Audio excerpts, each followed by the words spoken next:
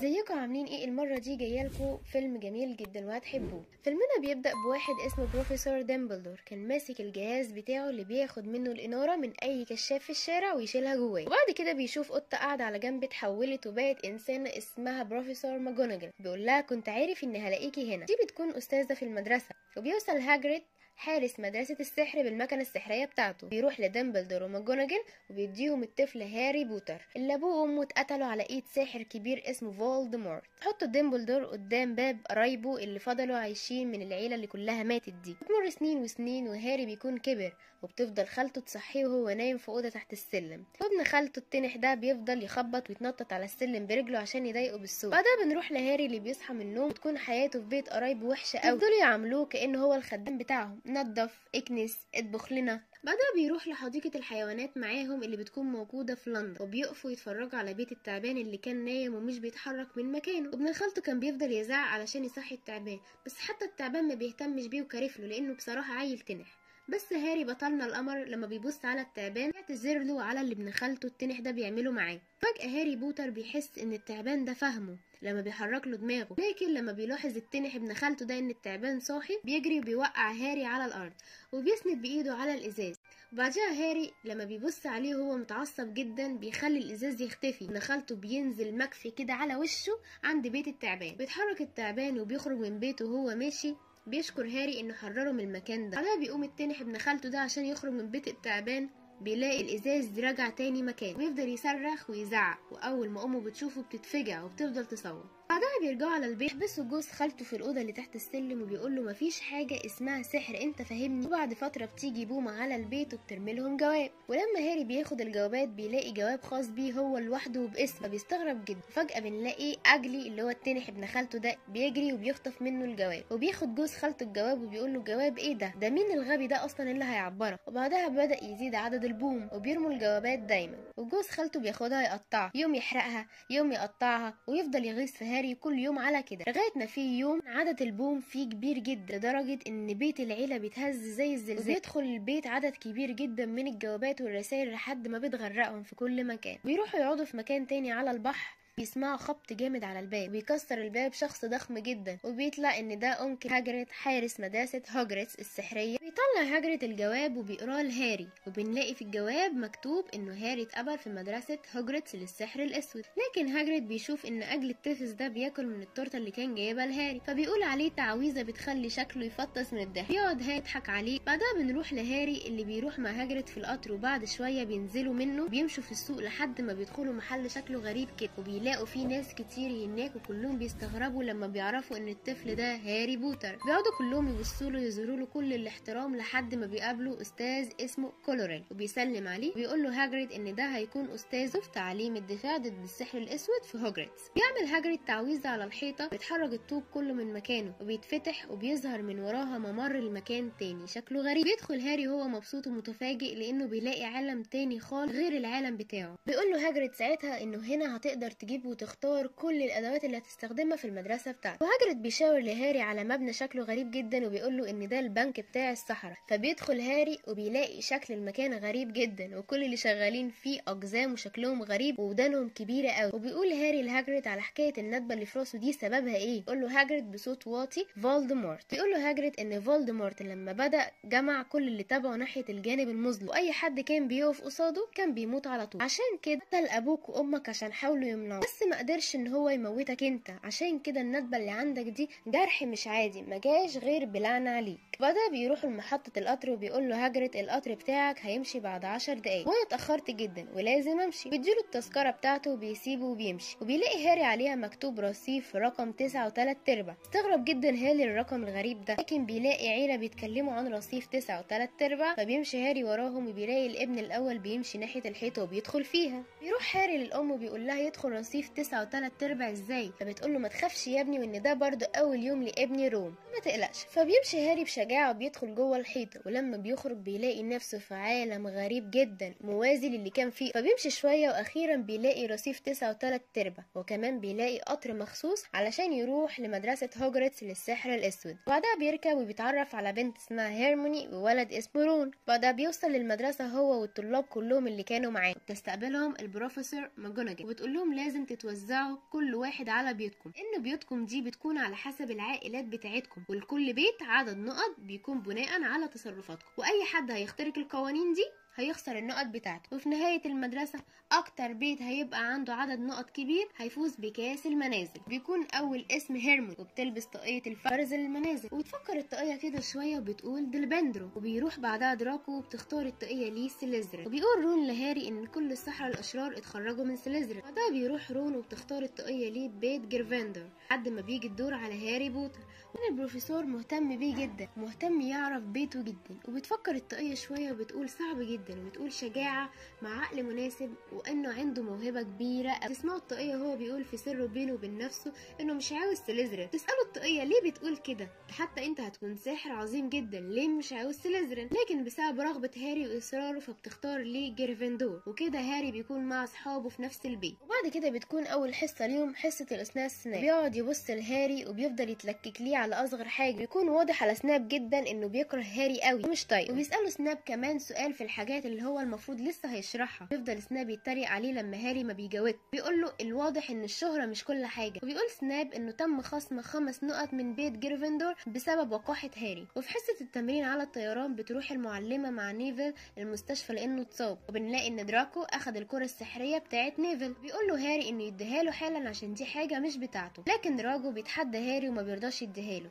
وبيركب المكنسة بتاعته وبيطير بالمكنسة السحرية، بيحدف الكرة بعيد. وبيطير وراه هاري علشان يجيب الكورة، وفعلا بيمسكها. وكان واقف جنب شباك الأستاذة ماجوناجل فبتشوفه من الشباك. وبينزل هاري من على المكنسة بتاعته، وفجأة بيلاقي الأستاذة ماجوناجل جاية وبتقول لهاري يجي وراها حالا. وبتروح تعرفه على طالب اسمه وود، وبتقول لوود إنها لقيت له باحث جديد، وده معناه إنه هاري هيشارك في فريق ريادة الكريديتش بتاعت جريفندور، بسبب إنها أعجبت بهاري ومهارته في الطيران لما كان يركب المكنسة بتاعته. وبنروح بعدها لهاري وهو ماشي مع رون وهيرموني. فجأة بيلاقوا السلالم اللي طالعين عليها مكانها بيتغير لطريق أول مرة يمشوا فيه، وده بيكون الدور المحظور إن أي حد يدخله، ودايما الأساتذة بيحذروا منه. ويدخلوا أوضة شكلها مرعب، وبيلاقوا فجأة النار قادت لوحدها فيها، وقطة فيليتش أول ما بتشوفهم بتقعد تنونو. بيطلعوا يجروا بسرعة قبل ما فيليتش يجي ويشوفهم، وهم بيجروا بيلاقوا باب عشان يستخبوا وراه، بس الباب بيبقى مقفول مش راضي يفتح.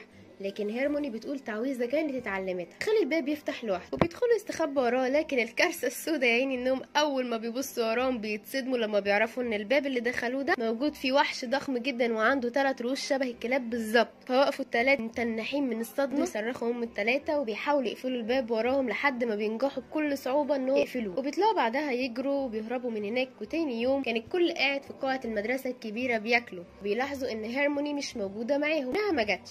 وبيعرف هاري انها في حمام البنات عماله تعيط. بيدخل عليهم فجاه الاستاذ كلورين، هو خايف ومرعوب وعمال يزعق جامد، وبيقول ان الترون في السرداب واغمى عليه من كتر الخوف. والطلاب وهم رايحين بيوتهم بيقول هاري لرون ان هيرموني مش هتعرف ترجع لوحدها، كده هي في خطر كبير واحنا مش هينفع نسيبها لوحدها، وانه لازم نروح نجيبها من هناك حالا. فعلا بيروح هاري ورون، بس هم في الطريق بيشوفوا ترون رايح حمام البنات. وفجاه بتبص هيرموني قدامها فبتتصدم ان في وحش ضخم جدا واقف قدامها، وبتجري تدخل باب الحمام وبتقفله.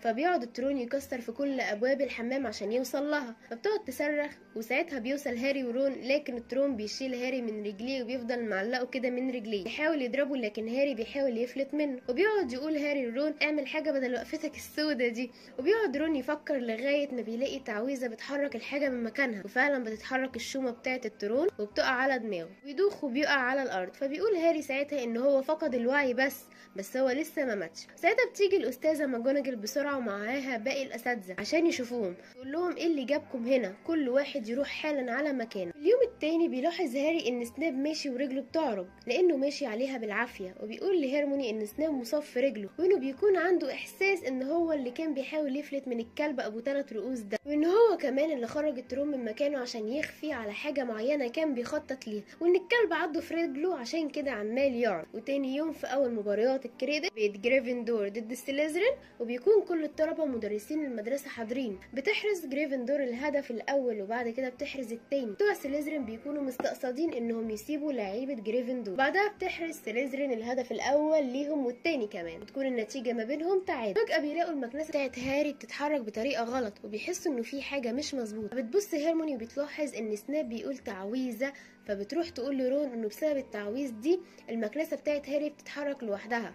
وبنلاقي هيرموني بتروح عشان تنقذ هاري، وبتروح لسناب تحت الكرسي وبتقول تعويذه بتخلي جاكيت سناب يولع من تحت. واخيرا بيرجع هاري كويس وعارف يتحكم في المكنسه بتاعته وكمان بيعرف يتوازن من جديد، وبيروح يكمل بعديها المباراه بتاعته. بيحاول واحد من سليزرين مع هاري انه يلحقوا الكره الذهبيه لحد ما بيقف هاري على المكنسه وبيمد ايده عشان ياخد الكوره، وفجاه بيقع هاري من على المكنسه وبينزل على الارض. لكن المفاجاه ان هاري بيطلع الكره الذهبيه من بقه، وبيعلنوا فوز فريق جريفندور اول ما هاري مسك الكوره بايده. في الكريسماس بتيجي هديه غريبه جدا لهاري من حد مجهول، وبيقول له ان الهديه دي كانت بتاعه ابوه بس استخدمها في الخير وبس. يفتح هاري الهديه وبيلاقيها عبايه، واول ما بيلبسها هاري بيختفي. بينبهر رون جدا وبيمشي هاري بالليل بالعبايه دي لحد ما بيوصل لمكان غريب في المدرسه، بيلاقي فيه مرايه كبيره قوي، فبيفضل يبص فيها وبيشوف امه وابوه اللي توفوا فيها وهم بيبتسموا ليه. بيبص هاري وراه ما بيلاقيش اي حد. بيكلمهم هاري والصدمه انه بيتفاجئ انهم سامعينه فعلا، يحطوا كمان ايديهم على كتفه. فبيجري هاري على رون ويصحيه من النوم وبيقول له لازم تيجي معايا دلوقتي. بيروحوا وقتها للمرايه وبيقول له رون انه شايف نفسه قائد فريق الكويديتش، انه شايل الكاس. وطبعا المرايه دي وراها لغز، وطبعا هاري مش هيسكت غير لما يعرف المرايه دي وراها ايه بالظبط. وبيفضل قاعد هاري طول الليل قدام المرايه دي عشان يسرح بخياله فيها. بس فجاه بيدخل عليه البروفيسور ديمبلدور وانه متاكد ان هاري مش هنا لاول مره، وبيقول له انه مش اول واحد يقف قدام المرايه دي ويفضل محتار كده. بيقول له كمان انه اسعد انسان في الدنيا دي لو بص في المرايه مش هيشوف غير نفسه. فبيقول له هاري يعني المرايه دي يعني بتورينا الحاجات اللي احنا عايزينها او بنتمناها. فبيقول له خلي بالك يا هاري عشان ناس كتير قوي للاسف ضاعت قدام جالها حاله من الجنون، عشان كده انا هنقلها لمكان تاني وما تحاولش تدور عليها من تاني لانها هتعيشك في احلامك وخيالك بس وهتخليك تنسى الواقع بتاعك. وتاني يوم هيرموني بتروح لهاري ورون في المكتبه وبتوريهم كتاب كبير كان مكتوب فيه انه نيكولاس فيلامين هو الصانع الوحيد لحجر الفيلسوف، وحجر الفيلسوف ده عباره عن حجر اسطوري ليه قوه عظيمه لانه بيحول اي معدن في الدنيا لذهب صافي، وكمان بينتج اكسيل الحياه اللي بيخلي اي حد خالد في الحياه وما بيموتش خالص. وهو ده بقى اللي بيحرسه فلافي اللي هو الوحش ابو 3 رؤوس اللي فوق في الدور الثالث المحظور. وبعدها بيروحوا الثلاثه لهاجريد وبيقولوا له ان هم شاكين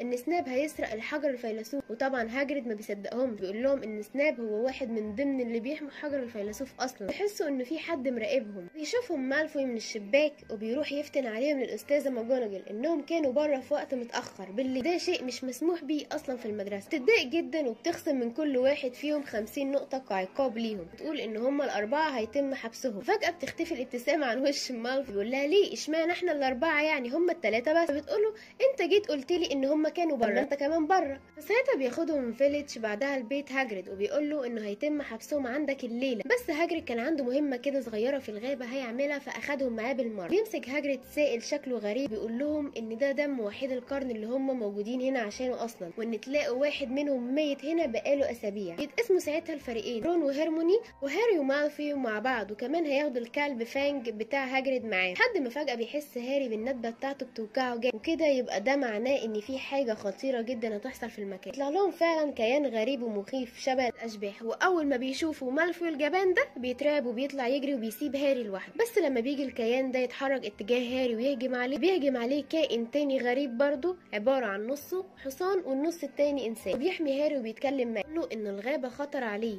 وانه ايه اللي جابه في وقت زي ده. بيقول له كمان انك لو شربت دم وحيد القرن هيخليك عايش حتى لو قربت من الموت. بيشك هاري وبيقول له اكيد اللي شرب دم وحيد القرن ده هو فولدمورت عشان يعرف يرجع للحياه من تاني. في اللحظه دي بيوصل هاجريد واصحاب هاري معاه كمان، وبيكون هاجريد يعرف الكيان ده اللي اسمه فريد. وبالليل بيكلم هاري اصحابه وبيقول لهم ان فولدمورت عايش بس موجود في الغابه، بس هو حاليا ضعيف مش هيعرف يعمل حاجه. وبيقول لهم كمان ان سناب مش عايز الحجر لنفسه، لا سناب عايزه علشان فولدمورت بفضل اكسيل الحياه ده هيرجع فولدمورت قوي وخالد للابد. ويلبسوا ساعتها العبايه السحريه هما الثلاثه ويدخلوا الباب المحظور من تاني، يلاقي فلافي الكلب نايم، ويفتحوا الباب اللي في الارض ولسه بيتناقشوا مع بعض هيعملوا ايه. الكلب بيفتح عينه وبيصحى فجاه ولسه هيهجم عليهم، كل واحد بينط بسرعه في الباب. ولما بينزلوا تحت بيلاقوا حاجات غريبه بتكتفهم من كل مكان زي الاشجار كده. بتقول لهم هيرموني ان دي حاجه اسمها فخ الشيطان ولازم انهم يهدوا خالص علشان تنزلهم لتحت بالروح. وفعلا هيرموني هي اول واحده بتكون نزلت وبعدها بينزل هاري، لكن بيفضل رون يزعق ويفلفص كده. فبتفكر هيرموني وبتقول تعويذه ضوء الشمس اللي بيكرهها فخ الشيطان. فعلا بينزل رون،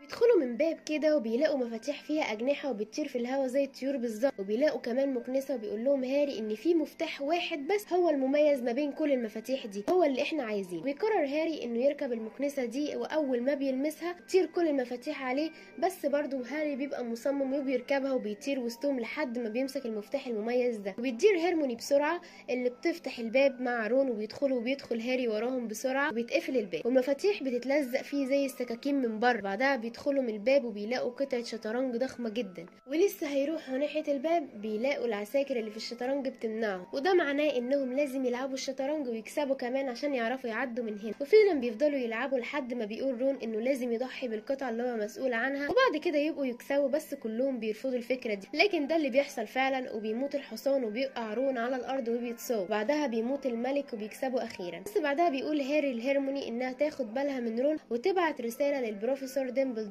هو هيدخل لوحده. وفعلا بيدخل هاري لوحده وبيلاقي الاستاذ كولرل واقف قدام المرايه، وبيتصدم هاري وبيستغرب جدا لانه كان متوقع انه يلاقي سناب. فاول ما بيشوفه كولرل بيقول له انه في مباراه الكويديتش هو اللي حاول يقتله بالتعويذ مش سناب، وانه سناب كان بيعمل تعويذ مضاد علشان يحميه. وبيكون انكل كولرل بقى هو اللي دخل الوحش حمام البنات، لكن سناب اكتشف ده ومنعه. بيسمع هاري صوت موجود معاهم تالت بيقول لكولرل استخدم الولد. وبيروح هاري يقف قدام المرايه وبيساله كولرل شايف ايه. يكون هاري شايف نفسه هو معاه الحجر وكمان بيحطه في جيبه، وده بيصدم هاري جدا وبيخليه مستغرب لانه لما فعلا بيلمس جيبه بيلاقي الحجر موجود فيه. بيكدب على كولرل بسرعه وبيقول له انه شايف نفسه هو بيسلم على البروفيسور ديمبلدور وكمان فاز بكاس المدرسه. لكن الصوت الغريب بيقول لكولرل ان هو بيحور وبيكدب عليه. وبيشيل كولرل العمه اللي كان لابسها على دماغه وبيطلع ان فولدمورت موجود على راس كولرل مس من ورا. بيقول لكولرل الشيء اللي هيرجع له قوته من تاني ويرجع له حياته موجود في جيب الواد ده. واول ما بيسمعوا هاري بيطلع يجري، لكن كولرل بيعمل تعويذ يلاقي هاري النار محوطاه من كل مكان. وبيهجم كولرل على هاري وبيوقعه علشان يخنقه ويقتله. لكن اول ما هاري بيلمس ايد كولرل ايده بتتحرق وكأن ايد هاري فيها سحر. بيروح هاري وبيلمس وشه كمان، كولرل بيبقى حجر وبيقع على الارض بعد ما بقى عامل شبه الرمل. لما بيلف هاري بيلاقي الشبح متعصب وغضبان جدا وكمان بيخترق جسمه وبيوقعه على الارض. وبيختفي الشبح ده وبيقع هاري على الارض وبيغمى عليه. ولما بيصحى بيلاقي نفسه في المستشفى وبيدخل عليه البروفيسور ديمبلدور وبيسأله هاري عن هيرموني ورون. فبيطمنوا ديمبلدور ان هم كويسين وفي صحه كويسه. بيقول له كمان ان الحجر ده دمرناه، ان هو وصاحبه نيكولاس اتفقوا ان ده الشيء الصح. لكن بيقول له ديمبلدور انه خايف انه ممكن يكون في طرق تانية تخلي فولدمورت يرجع للحياه من تاني بسببها. وفي نهايه العام الدراسي بيقول ديمبلدور كلمته وبيعلن اللي فاز بكاس المنازل كلها. لكن بسبب الحاجات الغريبه اللي حصلت اخر فتره لازم نحطها في عين الاعتبار وناخد بالنا منها كويس. هيرموني وبسبب تصرفاتها اللي كانت ذكيه جدا بتكون ليها 50 نقطه اضافيه. ورون بسبب افضل مباراه شطرنج شافتها المدرسه من سنين هيكون ليه 50 نقطه زياده برضه. وهاري بوتر بسبب حبه النقي وشجاعته المميزه ليه 60 نقطه. بتتفوق جريفندور على السليزرين وبتفوز بكاس المنازل. وبيحتفل الجميع وبيكونوا مبسوطين جدا وطايرين من الفرحه.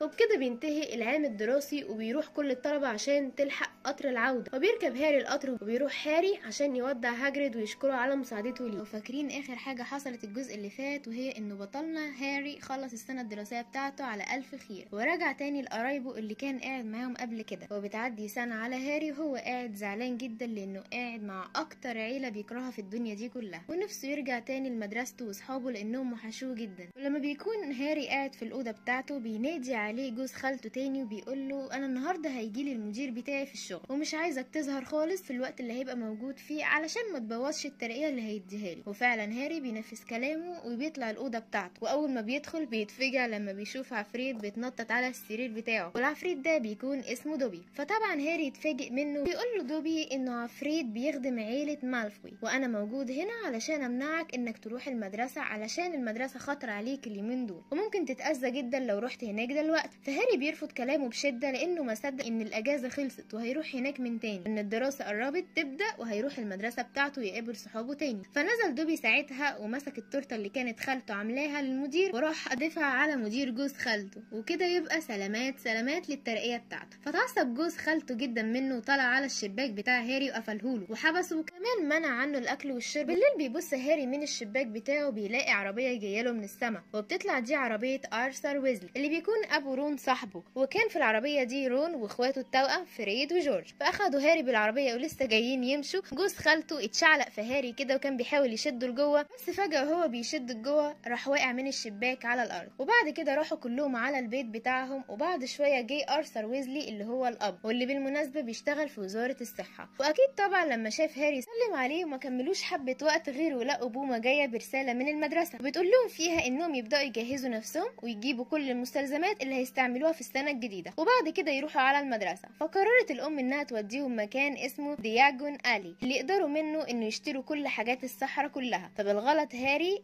قال تعويذة النقل وفجأة اختفى ونزل في محل غريب جدا ومنطقة مختلفة وخطيرة جدا عليه. فقام هاري وطلع من المكان بالصدفة بيشوفوا هاجريد وراح اخده معاه ورجعه تاني لاصحابه وعيلة ويزلي اللي كانوا خايفين جدا عليه لما ساب البيت. وهناك بيشوف هيرموني اللي دخلته محل كلهم كانوا موجودين فيه، وطلع المحل ده بيبيع كتب الدكتور كيلرول لوكارت، الدكتور الوسيم والمعروف بكتبه اللي بتكون كتيرة قوي واعلى مبيعا في السوق. واول ما بيشوف هاري راح واتصور معاه، وبعدها بيروحوا كلهم واشتروا كل الحاجات اللي هم محتاجينها وراحوا عشان يركبوا القطر ويروحوا على المدرسه. فراحوا على الرصيف 9 و3/4 وبداوا كلهم يدخلوا من الباب الخفي اللي موجود في الحيط، لكن اول ما بيجي الدور على هاري ورون يدخلوا بيلبسوا في الحيط على طول، والباب بيكون اتقفل لسبب غير معروف هنعرفه بعد كده في الفيلم. وطبعا بيكونوا اتاخروا جدا والقطر مشي وسابهم، فيسكت ابننا رون لا راح واخد العربيه بتاعت ابوه راحوا على المدرسه بيها من غير حتى ما يخفوا شكل العربيه هم طايرين بيها في السماء. طبعا في كام واحد من الناس العاديه شافوا العربيه وهي طايره، فعلا فضل هاري ورون ماشيين بالعربيه لغايه ما شافوا القطر بتاع هوجريد وفضلوا ماشيين معاه لغايه ما وصلوا المدرسه. لكن كان في مشكله وهي ان العربيه البنزين بتاعها خلص، فوقعت العربيه بيهم قدام الشجره الضاربه اللي قدام المدرسه، فضلت تضرب فيهم لغايه ما عرف رون يفلت منها، بس للاسف بتكون عصايته اتكسرت بسبب الهبوط الغبي اللي نزلوه ده. فراحت العربيه تفتهم منها يا عيني وقالت لهم غوروا من وشي، كنتوا هتدمروني معاكم النهارده يلي منكم لله، وانا اصلا عربيه غلطانه اني ركبت معايا شويه عيال صغيره. وراحت حذفت لهم حاجتهم بره ومشت بعد ما هزقت. وساعتها هاري ورون اول ما دخلوا المدرسه شافهم فيلتش حارس المدرسه واخدهم للأستاذ سناب لانهم وقعوا في مشكله تانية، اولها انهم اتاخروا على المدرسه، ثانيا ناس كتيره من العامه شافتهم وهم طايرين بالعربيه، فدي مصيبه لوحدها اصلا. فسناب كان عايز يطردهم من المدرسه، لكن جه البروفيسور ديمبلدور هو وماجوناجل وسامحوهم هما الاثنين وخلوهم يطلعوا يناموا علشان اليوم التاني هيبداوا سنه دراسيه جديده. واخيرا بيخلص اليوم على خير، وتاني يوم بدا هاري اول حصه ليه في السنه الجديده، وكانت حصه البروفيسور سبوت اللي بتكون متخصصه في علم النباتات، وبيعرفوا ان في نبته اسمها المندريك صوتها مزعج كده وعالي، لكن النبته دي بتكون بتعالج الناس اللي بيتم تجميدهم. وبعد ما بيخلصوا حصه البروفيسور سبوت بيروحوا على حصه البروفيسور جلادوري لوكارت الدكتور الجديد لماده الدفاع ضد السحر الاسود. وفضل البروفيسور ده يتفشخر قد ايه ان هو وسيم وقوي وفي نفس الوقت محترف كمان في السحر الاسود. بعد ما بيخلص كلامه فشخره كداب عن نفسه وراهم عينه درس النهارده واللي بتكون حاجه اسمها جنيات الكروني، وبتكون الجنيات دي عنيفه شويتين كده وشقيه وبتحب تلعب كتير. فاول ما خرجهم من القفص بتاعهم عشان يوريهم للطلبه فضلت الجنيات تضرب في الطلبه يمين وشمال، وكمان اخدوا عصايه البروفيسور الجذاب منه وبعدها طلع يجري منهم وساب هاري واصحابه والطلبه يتصرفوا معاهم. وبنيجي ساعتها لهيرموني اللي قالت تعويذه قدرت ترجع كل حاجه لطبيعتها. وبعد ما خلصوا بشويه راح هاري مع الفريق بتاعه عشان يتدربوا على الكويديتش، فقالوا بيقولوا انه فريق سليزرين هيتدربوا في المكان ده النهارده، وده امر من الاستاذ سناب علشان مالفوي الفتان انضم للفريق بتاعهم، وكمان بقى الباحث بتاعه. فجت ساعتها هيرموني ورون وزعقت مع مالفوي عشان كانت متغاظه منه، فقال لها مالفوي يا ذات الدماء الموحى. فزعلت هيرموني جدا وتعصبت، ورون حاول يعمل عليه تعويذه بس افتكر ان عصايته اتكسرت منه لما كان هو وهاري نازلين من العربيه، فرجع عن كلامه عن التعويذه وبقى بيطلع حشرات من بقه. بصراحه جاتك القرف يا عم رون. فاخدوا هاري ساعتها لهاجريد علشان يعالجه. فقالت لهم هيرموني ان معنى كلمه ذات الدماء الموحل معناها اني ساحره من اب وام عاديين، او اني مش من اب وام سحره بمعنى الكلمه. فهاجريد قعد يواسيها وقال لها ما تزعليش، يعني ده مالفوي ده عبيط ومش فاهم اي حاجه وبيقول اي حاجه في اي حاجه. بس المشكله فين بقى؟ المشكله ان هاري كان قاعد في اليوم ده بالليل كده عند بروفيسور جلادوري، ولما سابه ومشي بدا يسمع اصوات غريبه من الحيطان، ففضل يمشي ورا الاصوات دي لغايه ما قابل هيرموني ورون. لكن فجاه بيشوف مكتوب على الحيطه بالدم انه تم فتح حجره الاسرار، وكل اعداء وريث سليزرين لازم يخافوا. وكمان لقى قطه فيليتش متحجره ومرميه في الارض على جنب، فجه البروفيسور ديمبلدور ومشاهم من المكان كلهم، وقال لفليتش ان البروفيسور سبوت هتعرف تعالج قطتك بالنباتات اللي عندها. وبعد كده بنروح لحصه البروفيسور ماجوناجل، ولما كانت بتشرح سالتها هيرموني عن حجره الاسرار،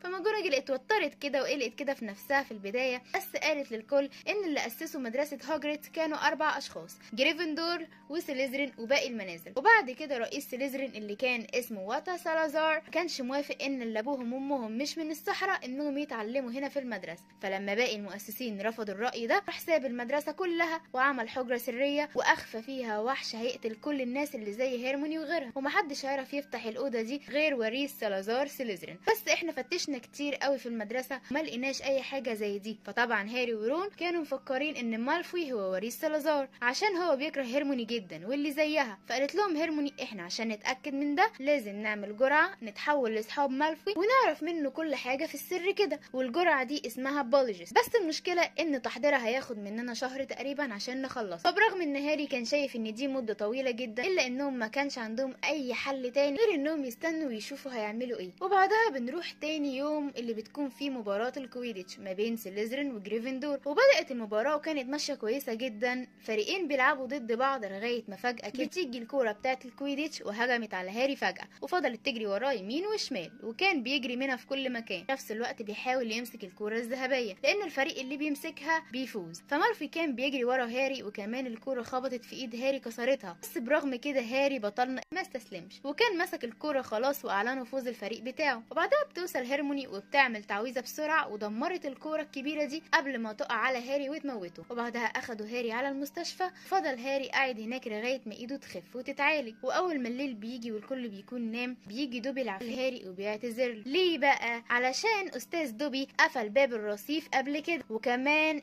اعتذر له علشان خلى كرة الكويديتش تجري وراه، وقال له ان عمل كده كل ده بحسن نية وعلشان يمنعه يروح المدرسة ويخليه يسيبها عشان المدرسة فيها شر كبير جدا هيحصل بعد كده. ودوبي بيقول له ان هو عايز يحميه مش يأذيه عشان هاري لما قتل فولدمورت زمان خلى كل العفاريت اللي زي دوبي يتحرروا من اللي كانوا فيه كلهم بس ما عدا دوبي عشان هو تحت رحمة عيلة مالفوي. فملحقش دوبي يكمل كلامه مع هاري عشان سمع صوت حد داخل الأوضة. فهاري اللئيم ده عمل نفسه نايم بسرعة بس كان شايف دامبلدور جايب ولد تاني وبيقول ان وريث سليزرين اللي عرف يفتح الأوضة الأسرار دي جمده هو كمان. هاري ساعتها بيكون سامع دامبلدور برضو بيقول ان حجرة الأسرار دي اتفتحت لتاني مرة، يعني دي مش أول مرة. فقلق هاري كده وخاف جدا، وتاني يوم راح قعد مع أصحابه وقال لهم كل حاجة عرفها، بس كان عندهم إحساس وشاكين في مالفوي الفتان. بعد شوية كان في حصة للبروفيسور الكاريزما بتاعنا طبعا اللي كله عارفينه، فخلى البروفيسور هاري ومالفوي يتبارزوا بالسحر عشان يتعلموا. فبعد خناق كتير خرج مالفوي تعبان على هاري، لكن هاري ما خافش منه خالص وكمان قعد ياخد ويدي مع التعبان في الكلام. بس سناب فجأة قتل التعبان ده بسرعة وقعد الكل يبص لهاري بصة غريبة جدا. فأخدوه بعدها أصحابه على جنب وقالوا له اللي بيتكلم لغة التعابين أصلا كان فولدمورت، إن مفيش أي حد يعرف يتكلم اللغة دي غير الأشرار من منزل سليزرين، فالكل هيشك فيك وهيقلق منك إن أنت اللي فتحت أوضة الأسرار. فطبعا هاري قعد زعلان جامد جدا من الكلام ده وقعد يفكر لأنه مش عارف هو اللي عمل كده ولا لأ. الموضوع خلى هاري يستغرب أكتر وأكتر لما شافه هو ماشي في المدرسة بالصدفة زميله اللي أبوه وأمه من الناس العادية جدا مرمي على الأرض وهو متجمد، ووراه كمان شبح من الأشباح وبرضه الشبح ده متجمد. وفجأة بيجي فليتش اللي كان متعصب جدا وبيكره هاري لأنه كان مفكر إن هاري هو اللي جمد له القطة بتاعته، وراح قال لماجوناجل على طول. فجت ماجوناجل واخدته معاها وودته لدمبلدور. واول ما دخل هاري الاوضه بتاعته شاف هناك طائر اسمه العنقاء بتاع البروفيسور، وكان بيولع وبقى رماد، وبعد كده طلع من الرماد تاني. فبيقول له ساعتها البروفيسور ان طائر العنقاء بيقدر يشيل اوزان اكتر منه بكتير، وكمان ان دموعها بتشفي اي حاجه ايا كان. وبعد كده بيقول له ان هو عارف انه هاري ما عملش اي حاجه وان يروح لفصله تاني. فطلع هاري من عنده هو مش متاكد اذا كان هو اللي عمل كده ولا لا. فبعدها اخدته هيرموني هي ورون على جنب وقالت لهم ان الجرعه اللي بيجهزوها قربت تخلص، بس احنا عايزين شعره من كراو ومن كويل، وانا اخدت شعره برضو من واحده في بيت سليزرين عشان يبقى كلنا من سليزرين ونعرف نقابل مالفي الفتان. فراح هاري ورون في الخباثه كده وحطوا حتتين كيك على جنب وكان فيها منور، واول ما شافوهم كراو وكرويل صحاب مالفي التفسين اكلوهم واغمى عليهم بسرعه. فكملت هيرموني الجرعه وكل واحد شرب الجرعه بتاعته ودخل الحمام يرجع. بصراحه ما هي مقرفه برضو، وفعلا الجرعه بتشتغل وبتنجح واتغيرت اشكالهم كلهم بس ما عدا هيرموني. ما رضتش تخرج من الحمام وقالت لهم روحوا انتوا لوحدكم، وفعلا راحوا هما الاثنين على مالفوي عشان ما فيش وقت كفايه. وهناك عرفوا من مالفوي ان مش هو اللي دخل حجره الاسرار، وان ابوه قال له زمان ان الاوضه دي اتفتحت قبل كده من 50 سنه، واللي فتحها اتطرد من المدرسه خالص لانه موت واحده ابوها وامها من الناس العاديه. وفجاه الجرعه بدات تختفي اثرها من هاري ورون، فخدوا بعضيهم ومشوا بسرعه وراحوا لهيرموني. وقتها لما شافوها عرفوا ليه هي ما رضتش تروح معاه، لان الذكيه بتاعتنا طلعت اخدت شعره من قطه عندهم من سليزرين، كانتش هتعرف تروح معاهم وهي المنظر ده. فخدها هاري ورون للمستشفى، بعد كده رجعوا للحمام تاني لانهم لقوا المكان كله غرقان ميه، حتى الميه خرجت بره الحمام. فلما دخلوا جوه لقوا واحده من الاشباح اسمها ميرتل قاعده بتعيط على جنب عشان في حد رمى عليها كتاب وطلع يجري. فاخد هاري الكتاب منها ان الكتاب ده يبقى عباره عن مذكرات واحد اسمه توم ويردل. فاستغرب هاري جدا لان الكتاب فاضي ما فيهوش ولا نقطه حتى مكتوبه. ففضل قاعد محتار فيه لغايه ما بدا يكتب فيه اسئله عن غرفه الاسرار، يمكن الكتاب يديله اي اجابات. فعلا لقى الكتاب بيرد عليه، وكمان دخله جواه ووراه مشاهد زي اللي بتيجي في الاحلام بالظبط. ورى هاري فيه ان زمان كان في واحده في المدرسه اتقتلت وابوها وامها كانوا ناس عاديه جدا. فتوم كان عارف مين اللي عمل فيها كده، وراح لهاجريد ساعتها وقال له ان الوحش بتاعك هو اللي قتل البنت دي والمدرسه هتتقفل بسببه. فبيظهر قدام هاري ان الوحش ده يبقى عنكبوت. وبعد كده صحى هاري ورجع للواقع من تاني، وبعدها على طول راح لاصحابه وقال لهم ان هاجريد هو اللي فتح حجره الاسرار قبل كده، وان في عنكبوت موجود عنده هو اللي بيجمد الناس بالطريقه دي. وهم بيتكلموا كده بيجي لهم نيفل صاحبهم وقال لهم ان اوضتك يا هاري اتسرقت. فلما طلعوا بيلاقوا ان اللي اتسرق من الاوضه هي المذكرات توم ويردل بس. محدش اهتم بالموضوع ده لان كانت اهم حاجه عندهم دلوقتي ان مباراه الكويديتش كانت هتبدا، ولكنها اتلغت فجاه لان في حد تاني اتجمد. ولكن اللي اتجمد المره دي كانت هيرموني، وبيشوفوا ان كان معاها مرايه اول ما اتجمدت. فبيسيبها رون وهاري بياخد العبايه بتاعت باباه السحريه وراحوا لهاجريد في السر عشان عايزين يعرفوا ايه اللي بيحصل بالظبط. ولسه بيسالوا مين اللي فتح اوضه الاسرار، الباب بيخبط. فبيستخبوا تحت العبايه السحريه وبيشوفوا ان دمبلدور جه ومعاه وزير السحر عشان يقبض على هاجريد ويرحله على اسوأ سجن واسمه اسكابان. وده بيكون اسوأ سجن في عالم الصحراء، وده علشان الوزير بيكون مفكر ان هاجريد هو اللي فتح اوضه الاسرار، وهو كمان اللي بيجمد الطلاب ورا بعض. وطلع معاهم هاجريد بس قبل ما يمشي بيقول بصوت عالي عشان يسمع هاري ورون لو عايزين تعرفوا اي اجابات روحوا ورا العناكب. ولما ماشي هاجريد بيشوف هاري شويه عناكب طالعه من بيت هاجريد، فبياخد هاري رون وبيروحوا وراهم على طول. فبيلاقوا انها بتوديهم لغابه فيها عنكبوت كبير جدا، وده بيكون نفس العنكبوت اللي شافه هاري في مذكرات توم ولكن بيكون اكبر واضخم بكتير. فبيقول لهم العنكبوت ان هاجريد ما عملش اي حاجه وان هو برضه ما عملش حاجه، ولكن توم الخبيث ده هو اللي خلى هاجريد يبان قدام الكل ان هو السبب في كل حاجه. ولكن هاري بدا انه يتفاجئ ويستغرب جدا. فجاه بياخد رون وبيطلع يجري عشان العنكبوت كان عايز ياكله. العنكبوت ده طلع اصلا عنكبوت غدار. فبدات العناكب تتلم عليهم وكانوا خلاص هيموت. فبتوصل العربيه بتاعت ابو رون. اول ما شافوها رون وهاري حمدوا ربنا، وبعد كده بيركبوا جواها بسرعه ومشيت بيهم من هناك وودتهم لمكان امن وسابتهم بعديها ومشيت.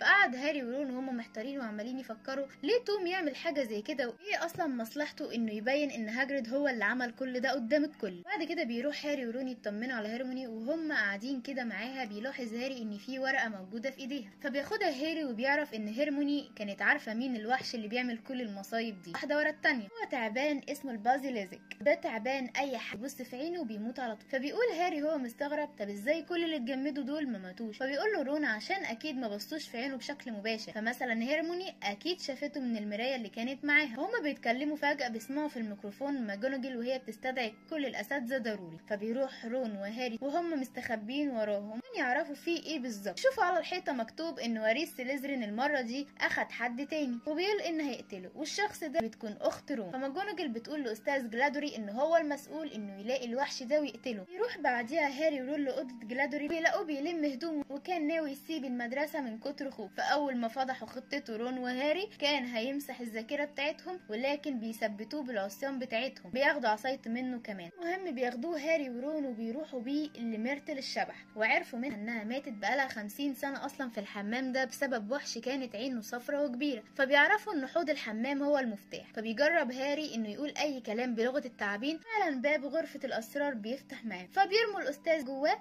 وبينطوا كمان وراه. فجلادوري الغدار بياخد العصايه بتاعت رون واللي كان لسه هيضرب هاري بيها عن طريق انه يقول تعويذه تخليه ينسى، بيلاقي العصايه اصلا بتاعت رون مكسوره والسحر اللي قاله اتردله تاني، ونسى كل حاجه وخبطت في الحيطه فوقعت الحجاره كلها وعملت حاجز بينه وبين رون. وهاري بيقول لرون انه يخليه مع انكل جلادوري ويفتح المكان لغايه ما يجيله تاني. ولما بيدخل هاري لجوه المكان ده اكتر بيلاقي شكل المكان غريب جدا، كمان بيلاقي جيني مرميه على الارض. بيجي بعدها توم ريدل اللي المفروض انه مات من زمان، فبيعرف منه هاري ان توم ريدل ده يبقى فولدمورت بنفسه، وانه سحر جيني قبل كده علشان تاخد الكتاب وتنفذ له اللي هو يأمر بيه، وان هي كمان اللي كانت بتجمد الكل بالسحر بتاعي، كمان هي اللي حطت الكتاب في الحمام قبل كده لما فقت شويه بس من السحر، لكن انا ما سكتش ورجعتها تاني تحت رحمه السحر بتاعي وخليتها كمان تسرق منك الكتاب. وبيقول له كمان انه هو وريث زار سليزرين، وانا هموتها دلوقتي علشان اعرف اتحول لانسان من تاني بدل ما اكون مجرد ذكرى في كتاب بس. وبعد كده بيحرر التعبان العملاق اللي لو بصيت على عينه على طول هتموت. بيلاقي هاري طائر العنقاء بتاع ديمبلدور وكان معاها طاقيه حدفتها لهاري، وبعد كده راحت فقعت للتعبان عينه وطلعت تجري. المهم ان التعبان ده فعلا كان عارف يسمع كويس جدا وممكن ياكل هاري في اي لحظه. فضل هاري يهرب منه لغايه ما ظهر جوه الطاقيه دي سيف شكله قوي جدا، فبياخده هاري وبكل شجاعه وجرأه وقتل بيه التعبان. بس للاسف الناب بتاع التعبان غرس في دراع هاري بالغلط، وبالتالي السم هيموت هاري كمان شويه. فهاري ما سكتش وراح مسك مذكرات توم وغرس فيها ناب التعبان، فبيموت توم هو كمان. وبعدها بتفوق جيني وبتشوف هاري هو متصاب جامد في دراعه، فبتيجي العنقاء وبتشوف جرح هاري فبتزعل ودموعها بتنزل على جرحه فبتشفيه وبيبقى كويس. وبعدها بتاخدهم العنقاء وبتروح بيهم بره المكان ده. وبعدها بيروح هاري لديمبلدور عشان يفهم منه شويه حاجات كان عايز يعرفها.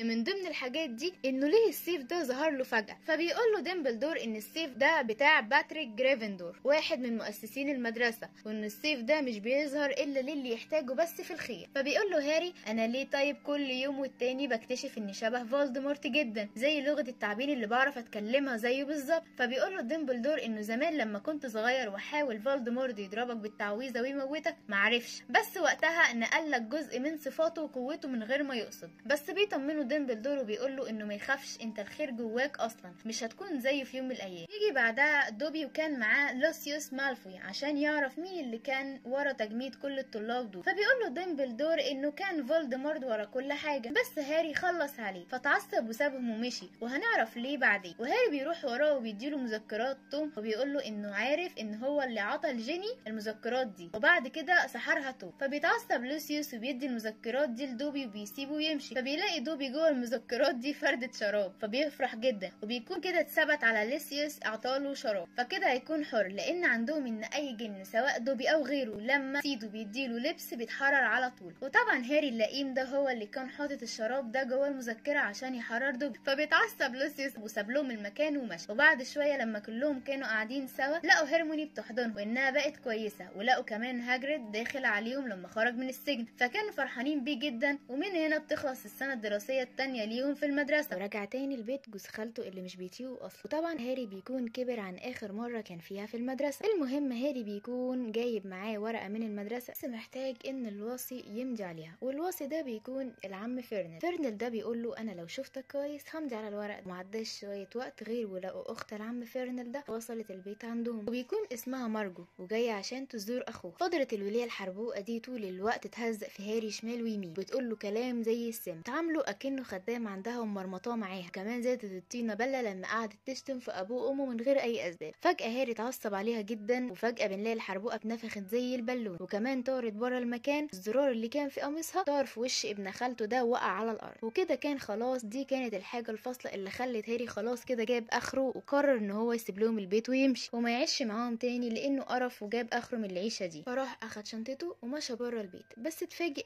هاري انه مرمي في الشارع، ملهوش لا حد يقعد عنده ولا حتى بيت يقويه. لكن المفاجاه انه وزاره السحر ما سابتهوش بالمنظر ده، وبعتت له اتوبيس ياخده. فاخد وقتها ومشى بيه باقصى سرعه ممكنه بين الشوارع. ولما هاري كان قاعد في الاتوبيس شاف في الجريده مكتوب فيها هروب سيريوس بلاك من سجن اسكابان. ويعرف هاري ان الراجل ده بقى اكبر تابع لفولدمورت سيد الظلام، بيكون وصل المكان بتاعه خلاص اللي كان موجود فيه وزير الصحراء. والاتوبيس وقف هناك، فنزل هاري منه وراح للوزير، والوزير بيهديه وبيطمنه، بيقول له انت هتفضل قاعد هنا لغايه ما السنه الجديده تبدا. وبنروح لهاري لما كان قاعد في اوضته الجديده وبيشوف الكتب الجديده اللي الوزير جابها له. فلقى هو قاعد كده كتاب شرس وكان عايز يهجم عليه، بس هاري علمه الادب وضربه. وبعد شويه وقت نزل هاري تحت، فلقى رون وهيرموني قدامه، فسلموا على بعض كلهم وقعدوا ياكلوا سوا. وبعدها بياخدوا ارثر ويزلي ابو رون على جنب وبيحذره ويقول له خد بالك يا هاري، عشان في واحد خطير جدا كان من الاتباع الكبار لفولدمورت، وهو حاليا هرب من السجن، وهو هيحاول يوصل لك باي طريقه ايا كانت، علشان انت تعتبر العقبه الوحيده اللي واقفه في وشه عشان يخلي سيده فولدمورت يرجع للحياه من تاني. وبيروح يركب القطر بعدها وبيروحوا لهوجريتس، عشان القطر ساعتها بيكون مليان على عينه. فبيقعدوا كلهم في اوضه، والاوضه دي كان موجود فيها بروفيسور جديد كان هو برضه رايح علشان يدرس في المدرسه، بيكون اسمه ريموس لوبن. بيقوم هاري يقفل باب الاوضه، بس فجاه القطر بيقف وبيضلم كله، المكان كله بيكون متلج زي الفريزر بالظبط. ودي بتكون اول مره في تاريخ القطر انه يحصل حاجه زي دي. وفجاه بتظهر اشباح اسمها ادمنتور وبدات تسحب في روح هاري، فبيمنعها البروفيسور الجديد وبيبعدهم عنه. وبعد فتره لما هاري صحي من كل اللي حصل له ده، سلم على البروفيسور وبدا يتعرف عليه، وكمان عرف منه ان الاشباح دي كانت موجوده هنا عشان يشوفوا سيريوس بلاك هنا ولا لا. ولكن هم احيانا ما بيعرفوش يفرقوا ما بين الاشخاص معظم الوقت، وعشان كده كانوا هيموتوه. بعد كده بيوصلوا المدرسه وبيكونوا كلهم موجودين في قاعه المدرسه، وساعتها البروفيسور ديمبلدور بيعرفهم على الاستاذ الجديد ريموس لوبن، وهو اللي هيكون مسؤول انه يعلمكم اساليب الدفاع ضد السحر الاسود. وكمان هاجريد هيكون مسؤول عن تدريس ماده الحيوانات. وكمان بيقول لهم ما يخافوش من اشباح الادمنتور، هتحرس المدرسه عشان لو فكر سيريوس بلاك يجي هنا هيمسكوه على طول. بس انا هطلب منكم طلب، وهو انكم ما تجوش ناحيتهم خالص. وكلهم سمعوا كلام ديمبلدور وطلعوا عشان يناموا علشان يبداوا اول يوم بكره. وبنيجي لتاني يوم وبيروح الكل على حصه هاجريد، وياخدهم هاجريد على الغابه علشان يوريهم حيوان شبه الحصان بس بيطير، والحيوان ده بيكون اسمه باك بيك. وهاجريد بيقول لهاري انه يقرب من باك بيك. فعلا هاري بيعمل كده، وكمان بيركب عليه وبيطير بيه في السماء. بس ازاي الامور تمشي بسلام من غير ما مالفي يسيب هاري في حاله يعني؟ ده كان مولع منه وغيران، ومن كتر ما هو غيران راح عشان يركب باك بيك غصب عنه. فالحيوان هجم عليه وضربه وكان هيموته، بس هاجريد منعه. وبعدها هاجريد بياخد مالفي، ومالفي عمال يقول لهاجريد من كتر غيظه انا هقول لابويا يرفدك وكمان يموت الوحش ده. بعدها راح على حصه الاستاذ سلوبن، وكان بيدربهم على حاجه اسمها بوجاري، ودي بتكون عباره عن مرايه بتقدر من خلالها تشوف اسوأ مخاوفك علشان تنتصر عليها. بتقول تعويذه وبتتخيلها في دماغك على اساس انها حاجه مضحكه فبتتحقق قدامك. وكل الطلاب كانوا مبسوطين وعمالين يضحكوا على مخاوفهم. لكن اول ما جه الدور على هاري ظهر له ديمنتور كان هيموته فعلا، لولا ان الاستاذ سلوبن وقف مكان هاري، وتحول ساعتها الديمنتور لقمر. نفهم قدام في الفيلم ليه سلوبن بيخاف من القمر. وبعد كده بنروح للبروفيسور ماجوناجل، وهي بتلم الطلاب اللي اخدوا موافقه من اهاليهم عشان توديهم هوكسميد، وده عباره عن مكان جميل جدا كل بيحبوا يروحوا هناك. ولكن بالنسبه لهاري فبيكون مش هيعرف يروح معاهم عشان جوز خالته مرضاش يمديله على الموافقه بتاعته. لكن ولسوء الحظ محدش عارف يخرج من المكان ده، لانهم لقوا علامات في كل مكان في المدرسه ان سيريوس بلاك دخل المدرسه. فاخدهم البروفيسور ديمبلدور كلهم وعمل لهم تنويم علشان يكونوا تحت حمايته، خلاهم كلهم في القاعه الكبيره تحت لغايه ما يتاكد في اليوم التاني ان مفيش اي حاجه في المدرسه، وخلى الطلاب يرجعوا للحصص والدروس بتاعتهم تاني. وكانت اول حصه ليهم اليوم ده البروفيسور سنيب، وكان بيشرح لهم مصطلح المستذئب، وبيقول لهم ان دول مخلوقات ما بتعرفش تتحكم في نفسها لما بتشوف القمر، ساعتها بيتحولوا ذئاب مفترسه وتقدر انها تموت اي حد ايا كان هو مين. بس وقتها هاري ورون بيستغربوا جدا من حاجه، وهي انهم بيلاحظوا ان هيرموني ما بتكونش موجوده معاهم، بس فجاه بتظهر في الحصة معاهم عادي جدا من غير ما حد يحس بيها، والموضوع ده هنعرف سره بعد كده في الفيلم. وبنروح بعد كده لمباراة الكويديتش. كانت مهمة هاري الأساسية إنه يمسك الكرة الذهبية، ففضل واحد يجري وراه لغاية ما طلع هاري فوق السحاب عند وحوش الديمنتور من غير ما يقصد، فبدأوا ياخدوا روحه، فراح واقع من على المكنسة السحرية بتاعته، بس لحسن الحظ ديمبلدور لحقه قبل ما يقع ويموت وأخد وداه للمستشفى. ولما صحى هاري لقى المكنسة بتاعته اتكسرت ل100 حتة ومش هيعرف يصلحها تاني، ففضل هاري قاعد في المستشفى لغاية ما يخف ويتحسن. وبعد كده بيروح للأستاذ سلوبن بيقول له هاري إنه عايزه يعلمه التعويذة اللي يعرف يبعد بيها وحوش الديمنتور، فبيقول له سلوبن إنه هيعلمه بس مش دلوقتي. وتاني يوم بيكون هاري عايز يروح معاهم هوكسميد وما بترضاش ماجوناجل تاخده معاها، بيلبس العباية الإخفاء بتاعته وبيروح معاهم. فبيلاحظ جورج وفريد اخوات رون إن في آثار رجلين ماشية في التلج، فبيمسكوا كده هاري على جنب ويقولوا له كده انت هتتكشف يا باشا لانك مش عارف الطرق كويس جدا، فخد الخريطة دي عشان تعرف الطرق كويس وتعرف كل واحد فين مكانه بالظبط. وبياخدها ويمشي وبيروح بعدها هوكسميد وبيقابل صحابه هناك وبيفضل قاعد معاهم طول اليوم. وهو واقف معاهم فجأة بيلاقي البروفيسور ماجوناجل واقفة مع الوزير، كمان داخلين لبيت واحدة اسمها روزميرتا. فأخد هاري العباية السحرية بتاعته ولبسها وراح وراهم، فبيسمعهم هاري ساعتها وهم بيتكلموا عنه. كانت ماجوناجل ساعتها بتقول لروزميرتا قصة سيريوس بلاك، فبتقول لها ماجوناجل ان سيريوس بلاك كان صاحب ابو هاري وامه برضه، ولكن غدر بيهم وبيبيعهم لفولدمورت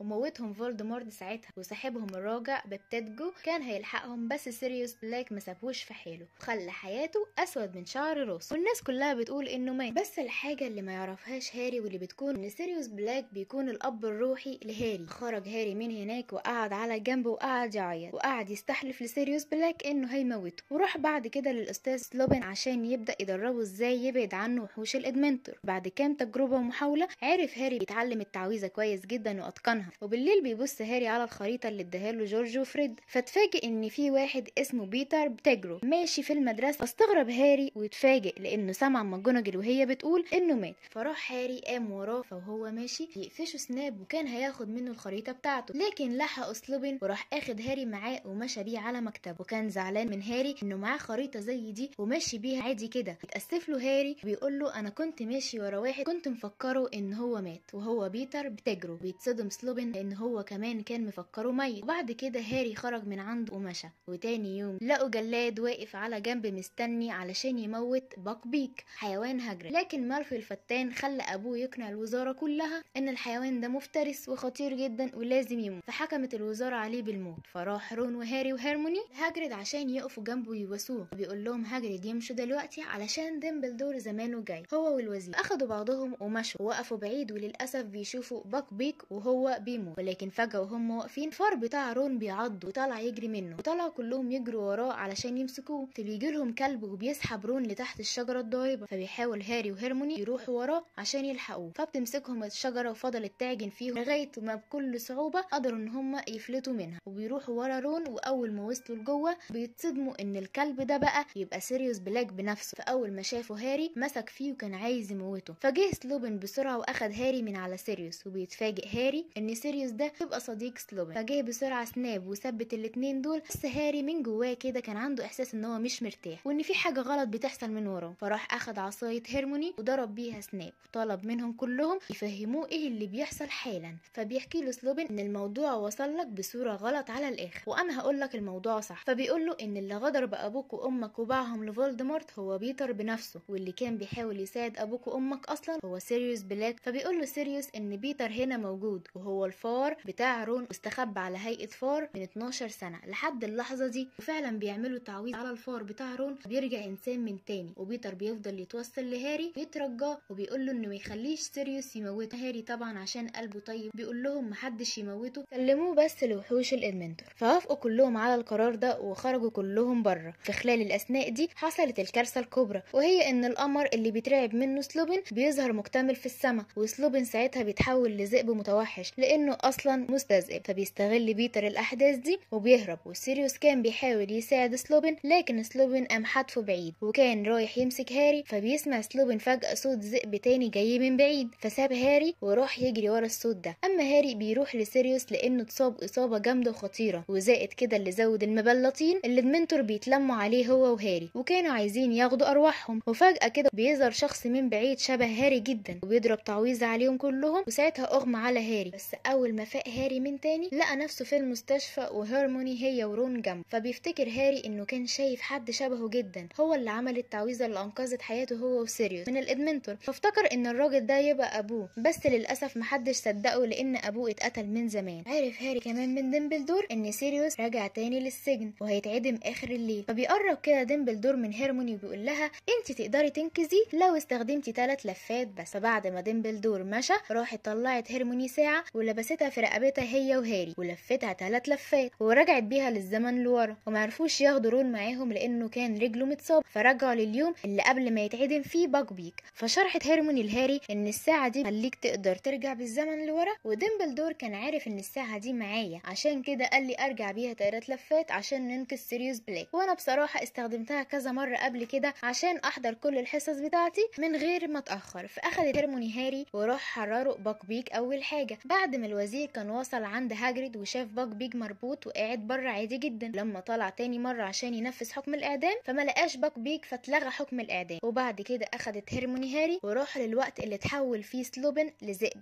ولما شافت هيرموني سلوبن كان هيموت هاري هي اللي عملت بسرعه صوت الذئب اللي كان جاي من بعيد وانقذت هاري منه. فساعتها سلوبن ساب هاري وراح ورا الصوت ده، فجرى سلوبن وراهم هما الاتنين لحد ما بيجي باكبيك وبينقذهم منه. وساعتها هاري اخد هيرموني عند المكان اللي كان سيريوس وهاري والادمنتور موجودين فيه عشان يثبت لها ان ابوه هو اللي انقذه. وهاري كان مستني يشوف مين اللي هيجي وينقذه، لكن لما بيشوف الوقت طول كده بيعرف فعلا انه ابوه ميت من زمان وان هو اللي انقذهم ساعتها وقال التعويذه عشان ينقذ نفسه وينقذ سيريوس معاه من الوحوش دي. وبعد ما كل ده خلص اخدوا باكبيك وراحوا بيه على السجن اللي سيريوس موجود فيه وهربوه منه واخدوه ورجعوا بيه على المدرسه. ولما وصلوا هناك بيقول سيريوس لهاري ان نفسه يعيش معاه هو وهاري في بيت واحد ومع بعض، بس الفتره اللي جايه هتكون صعب عليه جدا عشان الوزاره هتبقى بتدور عليه وعشان كمان هو هيبقى بيهرب منهم. لكن بيقول له سيريوس ان في اقرب وقت يا هاري هنتجمع سوا. وراح اخد باكبيك وهربوا هما الاتنين من هناك. وبعدها بيرجع هاري وهيرموني للمستشفى عند رون عشان يطمنوا عليه. وتاني يوم بيلاقي هاري سلوبن بيلم حاجاته علشان يمشي من المدرسه نهائي لانه قدم استقالته لان معامله الناس ونظرتهم ليه اتغيرت بعد ما عرفوا انه هو مستذئب. فبيودع هاري وبيديله الخريطه بتاعته اللي اخدها منه قبل كده وسابه ومشى. وفي اخر اليوم بيروح هاري القاعه لاصحابه فبيلاقي هاري ان في حد بعت له مكنسه سحريه جديده غير اللي اتكسرت قبل كده، كمان بيبقى معاها ريشه. فبيجربها هاري وكان مبسوط وطاير من الفرحه وهو وسط اصحابه وكلهم مبسوطين. وبتبدا السنه الدراسيه الجديده بهاري لما كان نايم وبيحلم بكابوس وحش وبيشوف فيه راجل ساكن جنب بيت مهجور. وبيستغرب الراجل ده لما بيشوف ان في نور طالع من الشباك بتاع البيت المهجور ده. في البدايه الراجل قال في نفسه كده دول شويه عيال صغيره بتلعب. فبيروح عشان يشوف مين هناك فبيشوف ساعتها فولدمورت وبيتر بتجروا وواحد تالت اسمه بارتي كراون. وكانوا هما التلاتة قاعدين بيتفقوا وبيخططوا ازاي يستدرجوا هاري اللي عندهم عشان يرجعوا لفولدمورت حياته وقوته من تاني. فبيشوفوا بارتي ده وبيقول للافعى انها تخلص على الراجل الغلبان ده. بس فجاه هيرموني بتصحي هاري من النوم فبيصحى هاري وهو مفجوع من نومه. وكان هاري مقضي الاجازه دي مع اهل رون. بعد ما بيصحوا كلهم بيروحوا علشان ارثر ويزلي كان عامل لهم مفاجاه كلهم. وبيكون موجود مع ارثر 2 صحابه، واحد اسمه ايموس اجري وده صاحب ارثر في وزاره السحر، والتاني يبقى ابن ايموس واسمه سيدريك ديجوري وده بيكون بيتعلم برضه في مدرسه هوجريتس مع هاري ورون وهيرموني. وبعدها كلهم بيمسكوا في جزمه فجاه بيلاقوا نفسهم في مهرجان الكويديتش ودي بتكون المفاجاه اللي هتخليهم كلهم يحضروا كاس العالم للكويديتش. وبعد كده ارثر بياخد هاري ورون وهيرموني وبيدخل بيهم خيمه سحريه بيكون شكلها من بره صغير لكن من جوه بتبقى عامله شبه القصر بالظبط وواسعه قوي. وبيعدي شويه وقت وبتبتدي مباراه الكويديتش وهاري بيكون قاعد مستمتع وفرحان باللي بيشوفه لان هاري بطبعه بيعشق حاجه اسمها سحر. ولما المهرجان خلص بيرجعوا كلهم على الخيمه بيكونوا كلهم بيضحكوا بيهزروا سوا وفجاه كلهم بيسمعوا صوت صريخ جامد. بيجي لهم ارثر جاري وبيقول لهم يهربوا بسرعه من هنا علشان اكلي الموتى جايين وهيموتوا كل اللي في طريقهم. ففضلوا كلهم يجروا شمال ويمين ولما هاري كان بيجري معاهم وقع على الارض فجاه والناس فضلت تدوس عليه وهي بتجري. فبيغمى على هاري في ساعتها وما بيحسش بنفسه الا لما بيصحى تاني وبيلاقي كل حاجه حواليه متدمره ومفيش حد موجود جنبه. وبيشوف بعينه بارتي كراوتش اللي شافه في الحلم بتاعه قبل كده ولكن المره دي شافه وهو بيرسم في السماء علامه فولدمورت سيد الظلام. وفجاه بيشوف بارتي كراوتش هاري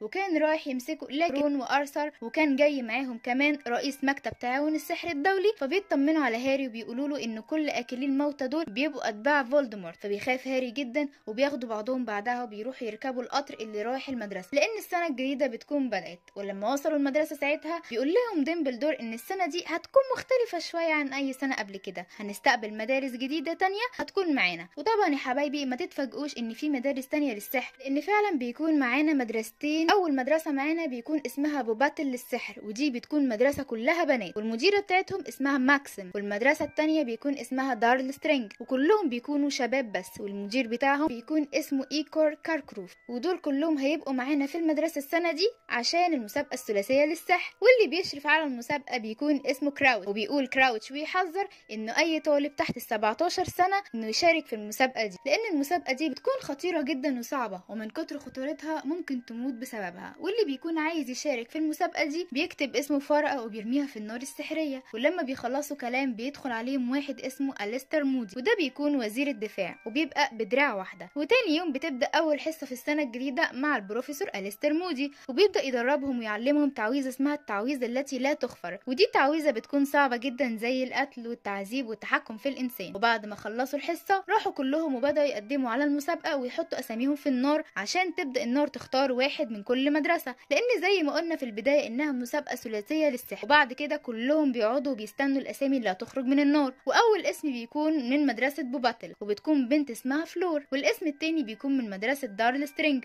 واسمه فيكرا. تالت اسم بيكون سيدريك من هوجرت. ولكن فجأة بتحصل حاجة غير متوقعة بتصدم الكل، وأول مرة تحصل في المدرسة إنه بيخرج اسم رابع من النار وبيكون هاري بوتر. فالكل بيتصدم حتى ديمبلدور، وبيخرج هاري وهو متفاجئ ومستغرب وراح يقعد مع باقي المتسابقين. وبعدها ديمبلدور بيمسكه وبيسأله انت حطيت اسمك في النار ولا لأ، وليه تعمل حاجة زي دي يا هاري؟ فبيقول له هاري انه ما حطش حاجة في النار ولا عمل اي حاجة ولا حتى طلب من اي حد يكتب اسمه ويحطه، بس المصيبة الأكبر انه طالما اسمه خرج من النار فلا مفر من المسابقة، ولازم طبعا يشارك ومفيش تراجع نهائي لانه مش هيعرف يغير القوانين والقواعد. وبكده فهاري هيشارك رسميا في المسابقة، وده لان النار بتعمل عقد كده مينفعش الاخلال بيه. وبعد كده بيروح هاري للأوضة بتاعته علشان ينام، وبيكون رون زعلان جدا ومتنرفز منه وما بيتكلمش معاه، وده علشان افتكر ان هاري بيخبي عليه وحط اسمه في النار وما قالهوش حاجة زي دي او حتى شاركه فيها. ساعتها بدأ رون يغير من هاري جدا. وتاني يوم بتيجي لهاري رسالة من سيريوس بلاك وبيقول له انه يستناه في القاعة الصغيرة علشان يتناقشوا في اللي حصل امبارح ده. وفعلا بالليل لما كان الكل نايم بيخرج سيريوس بلاك من النار وبيقعد يتكلم معاه، وبيقول له انا اتوقع انه ايجور كاركروف لانه كان من اكلي الموتى زمان، وبرده ابنه بارتموس كان كده برده، لكن انا مش قادر احدد بالظبط مين اللي عمل كده. بيحذره بيقول له خلي بالك يا هاري لان دي علامة مش كويسة انك تشوف اكلي الموتى في الحلم وفي نفس الوقت تدخل مسابقة خطيرة زي دي وتشارك فيها. وبعدها بيسيبه وبيمشي. وتاني يوم بيقول رون لهيرموني برغم انه بيكون متضايق جدا وزعلان من هاري، بس بيقول لها انها تروح تقول له يكلم هاجريد ضروري. وبياخدوا هاجريد فعلا وبيخليه يلبس العباية السحرية بتاعته علشان محدش يشوفه، وبيوريه اول جولة ليه هتكون في المسابقة عاملة ازاي. وطبعا اول جولة هتبقى مع التنانين، فهاري بيتصدم وبيخاف لان ده شيء اكيد مش طبيعي يعني ان يتواجه مع تنين. وتاني يوم بيكون رايح لسيدريك وهو ماشي في الممر بيشوف الطلاب كلهم لابسين اشارات بتقول ان هاري بوتر غشاش، وكلهم بيكونوا بيكرهوه جدا من غير اي اسباب. وبعدها بيروح هاري لسيدريك وبيقول له ان الاختبار الاول هيكون عن التنانين، فسيدريك بيشكره جدا وبيسيبه وبيمشي. وتاني يوم بتبدا المسابقه وبتكون اول مهمه انك تسرق بيضه التنين من التنين ذات نفسه، لان البيضه دي هتوجهك وهتقولك على تاني مهمه ليك. وفعلا الكل بيكسب فيها. وجه الدور على هاري، ولما لقى نفسه بيحارب التنين وهو معهوش اي حاجه يدافع عن نفسه بيها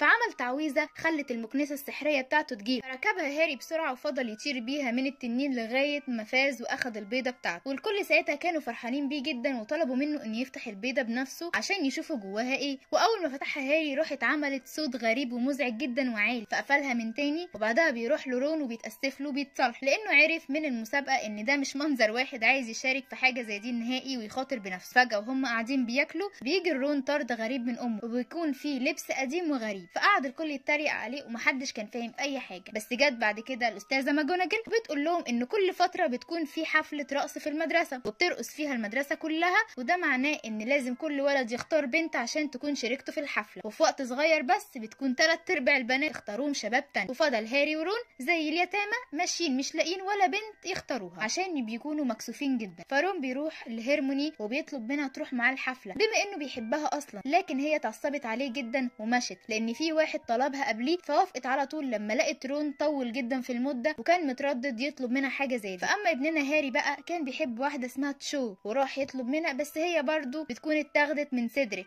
كان سابقه بخطوه وخدها منه، فهو كمان اتاخر. فهاري ورون لما لقوا الحفله خلاص هتبدا وهم لسه ما اختاروش اي حد، راحوا اختاروا اي اتنين وخلاص وراحوا بعديها الحفله. هناك بقى عرفنا ان هيرموني اختارها وفيكرام، فبيشوفهم رون وكان ميت من الغيره والغيظ لما بيشوفهم سوا. وبعد كده بتبتدي الحفله وكلهم بيرقصوا سوا، حتى ديمبلدور كان بيرقص مع ماجوناجل. وبعد شويه وقت بتخلص الحفله وكل واحد بيرجع اوضته من تاني. وتاني يوم بيقول هاري لهيرموني ان المهمه التانيه قربت جدا وانه ما يعرفش ايه اللي جوه البيضه اللي معاه. بيقول لها كمان انه كل لما يفتح البيضه دي بتعمل صوت مزعج جدا وغريب. فبيجي سيدريك كده في نص الكلام وبيقول له انت لو عايز تعرف ايه اللي موجود في البيضه روح لاوضه الاستحمام الكبيره وخد المكعب ده هناك. فعلا لما راح هاري هناك وحط البيضه تحت الميه وفتحها بيسمع صوت جميل جدا طالع منه وبيقول له ان احنا اخدنا منك حاجه تحت الميه ولازم تلاقيها خلال ساعه واحده فقط. فبيروح هاري لهيرموني بيقول لها عرايس البحر هياخدوا مننا حاجه ولازم اشوف طريقه تخليني افضل مستحمل لتحت الميه لمده ساعه بس من غير ما اموت عشان اعرف الاقي الحاجه دي. فبيجي البروفيسور أليستر مودي ويبعد الكل عن هاري عشان يستعد ويجهز نفسه لبكره، وساب بس معاه نيفل وده بيكون صاحب هاري عشان يساعده. فبيقول نيفل لهاري انه يعرف نبته سحريه هتخليك تتنفس تحت الميه لمده ساعه من غير ما تموت. فبيفرح هاري جدا بيها. وتاني يوم بياخد هاري النبته من نيفل، كلهم اخدوا استعداداتهم وبيبدا المهمه التانيه وبينطوا كلهم في الميه. وبيلاقي هاري ان النبته عملت له خياشيم زي السمك بالظبط، ولقى نفسه برضه عارف يتنفس زي السمك. واخد بعضه وراح يدور على الحاجه اللي ضايعه منه. وفي نفس الوقت فلور معرفتش تكمل المهمه لان عرايس البحر هاجموها فانسحبت. وهاري بعد ما مشى بحبه حلوين عرف ان الحاجه اللي ضايعه منه هي صاحبه رون، وضايع من فيكرام ده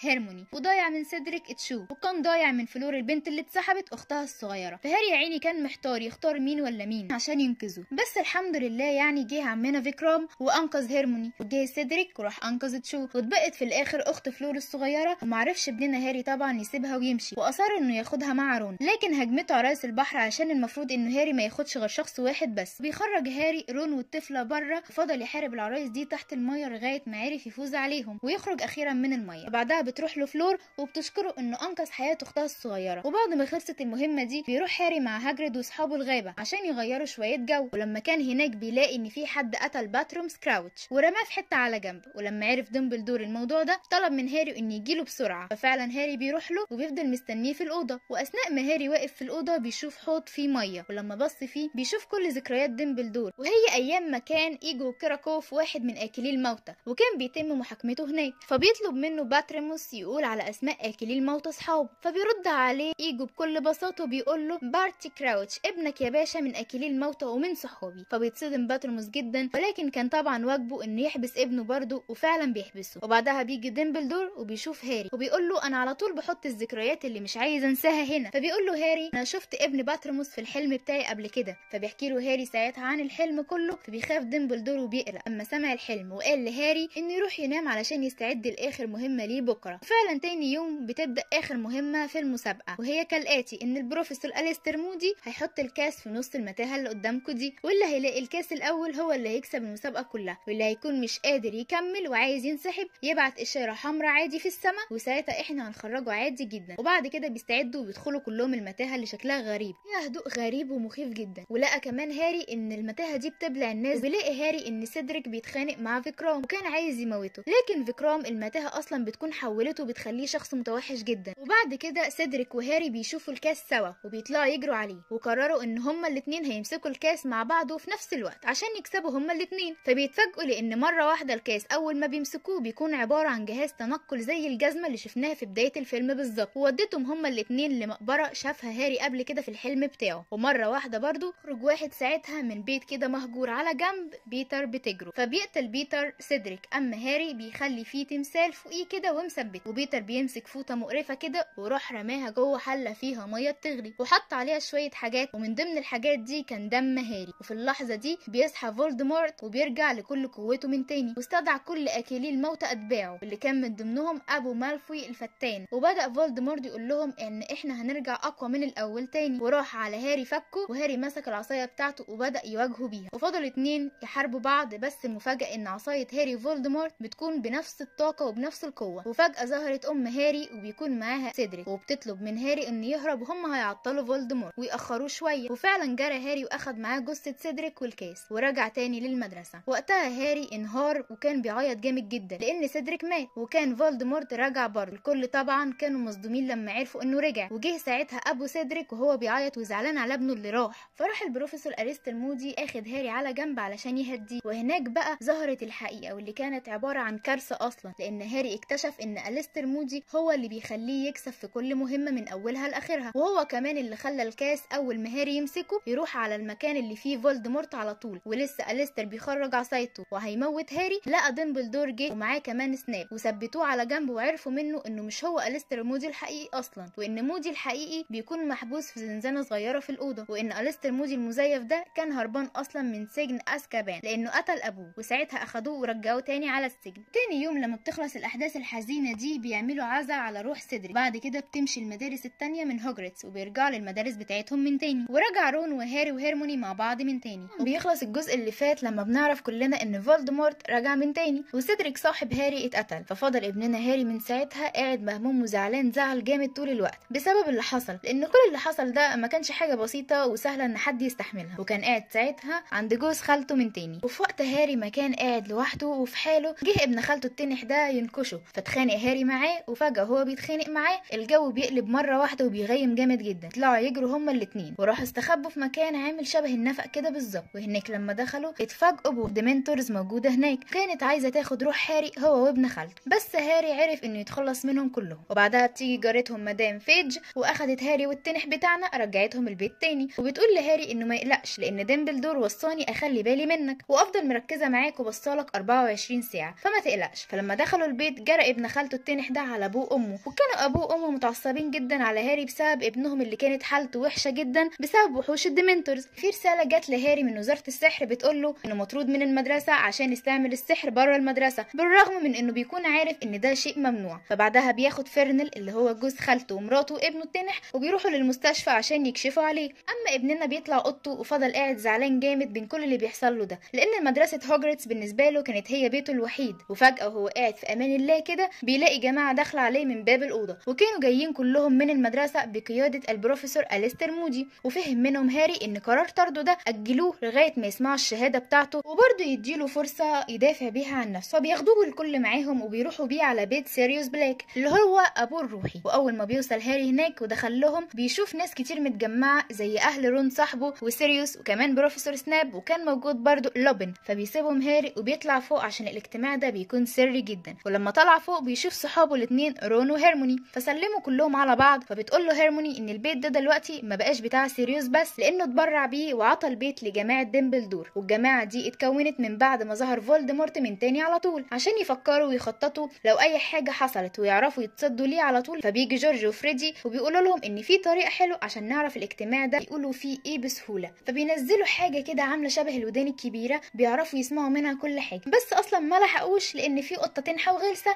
جت اخدت الودن دي وراحت اكلاها ومشيت. وبعد شويه بيخلص الاجتماع وبينزلوا كلهم، وبيعرف هاري منهم ان في شويه مشاكل، واولهم ان الوزاره مش مستوعبه ولا حتى مصدقه ان فولدمورت رجع من تاني وانه اصلا حي، وده عشان هم بيكونوا خايفين يصدقوا الكلام ده لان اصلا اخر مره ظهر فيها فولدمورت دمر كل حاجه وخلص على كله من حواليه. وكمان الوزير فودج خايف ان ديمبلدور يكون بيعمل كل ده عشان ياخد مكانه في الوزاره، فالموقف في الوقت الحالي بيكون مش تمام. وبعد ما خلصوا كلام واكلوا طلع الكل علشان يناموا، وهاري طلع علشان ينام مع اصحابه. وتاني يوم بقى بياخدوا ارثر ويزلي يوديه جلسه الاستماع بتاعته في الوزاره. فاول ما دخل هاري هناك بيشوف ديمبلدور موجود، وبيقول لهم هاري انه استخدم السحر بس بره المدرسه عشان ينقذ حياته من وحوش الديمنتورز، وانه مباح استخدام السحر ليه في الحالات الخطيره جدا. فكلهم كانوا مصدقين ان فولدمورت هو اللي عمل كده، ما عدا بس الوزير اللي رفض يصدق الكلام ده، وان الديمنتورز كانوا فعلا عند هاري وبيلاحقوه. بس الوزير ما صدقش الكلام ده غير لما جت مدام فيج اللي اتكلمنا عنها في بدايه الفيلم وقالت ان كل كلام هاري صح. فصدق ساعتها الوزير ان الديمنتورز فعلا كانوا عنده هاري، بس برضه مرضاش يصدق ان فولدمورت رجع من تاني. فساعتها ظهرت براءه هاري وعفوا عنه واتقفلت القضيه. وبعد ما خلصوا بيركبوا القطر كلهم وبيروحوا المدرسه من تاني. واول ما وصلوا هناك بيتعرفوا على بنت اسمها لونا، وبتكون بنت طيبه جدا وغبانه وفي حالها، وكمان بتكون معاهم في المدرسه القاعه الكبيره عشان ياكلوا وهم بيسمعوا كلام ديمبلدور. هو بيقول لهم ان هاجريد السنه دي مش هيدرس لكم لانه مش هيكون موجود في المدرسه حاليا. السنه دي برضو هيكون معانا وكيله الوزير البروفيسور امبريدج، وهتكون موجوده هنا عشان تراقب الامور بشكل افضل وعشان تدرس لكم ماده الدفاع ضد السحر الاسود. فبعد ما بيخلصوا كلام بيطلعوا كلهم عشان يناموا. وتاني يوم هاري بيكون ماشي وسط صحابه، وبيكون اصلا اول ما وصل للمدرسه وهم بيعاملوه معامله وحشه جدا لانهم ما بيكونوش مصدقينه. وغير كده وكده كان بيجيله احلام وحشه جدا وكوابيس مرعبه، بس برغم كل ده كان بيحاول هاري انه يقاوم كل حاجه. وتاني يوم كانت اول حصه ليهم مع بروفيسور امبريدج، وبتقول لهم ان خلاص كده وقت تعليم التعويذ السحريه انتهى خلاص، وان الوزاره برضو قررت انكم مش ضروري تتعلموا وتدرسوا التعويذ حاليا. فبيرد عليها هاري بيقول لها طب احنا هندافع ازاي عن نفسنا لو جه واحد زي ديمبلدور ده ومعرفناش نتصدى ليه او حتى نواجهه؟ فتعصبت عليه البروفيسور امبريدج جدا وطلبت منه يروح لها مكتبها بعد الحصه. وفعلا بعد ما بتخلص الحصه بيروح لها هاري، فبتطلب منه ياخد ورقه وقلم ويفضل يكتب عليها انا ما ينفعش اكذب تاني. وطبعا الكلام اللي كتبه ده بيطبع على ايده بالدم والتجريح، وكل ده كان بيوجعه جدا ومخليه يتألم قوي. وطبعا امبريدج بتعمل كده في هاري عشان بتكون مفكره ان هي اول ما تعمل كده بتعاقبه مثلا انه ما يكذبش تاني. ومن ساعتها والموضوع بيزيد عن حده، وبدا الوزير فودج يدي امبريدج صلاحيات انها تعمل اللي هي عايزاه في المدرسه، ومحدش يكلمها طبعا، تطرد اللي هي عايزاه وتخلي اللي هي عايزاه، وكمان تحط القوانين اللي عايزاها وتغير فيها بمزاجها،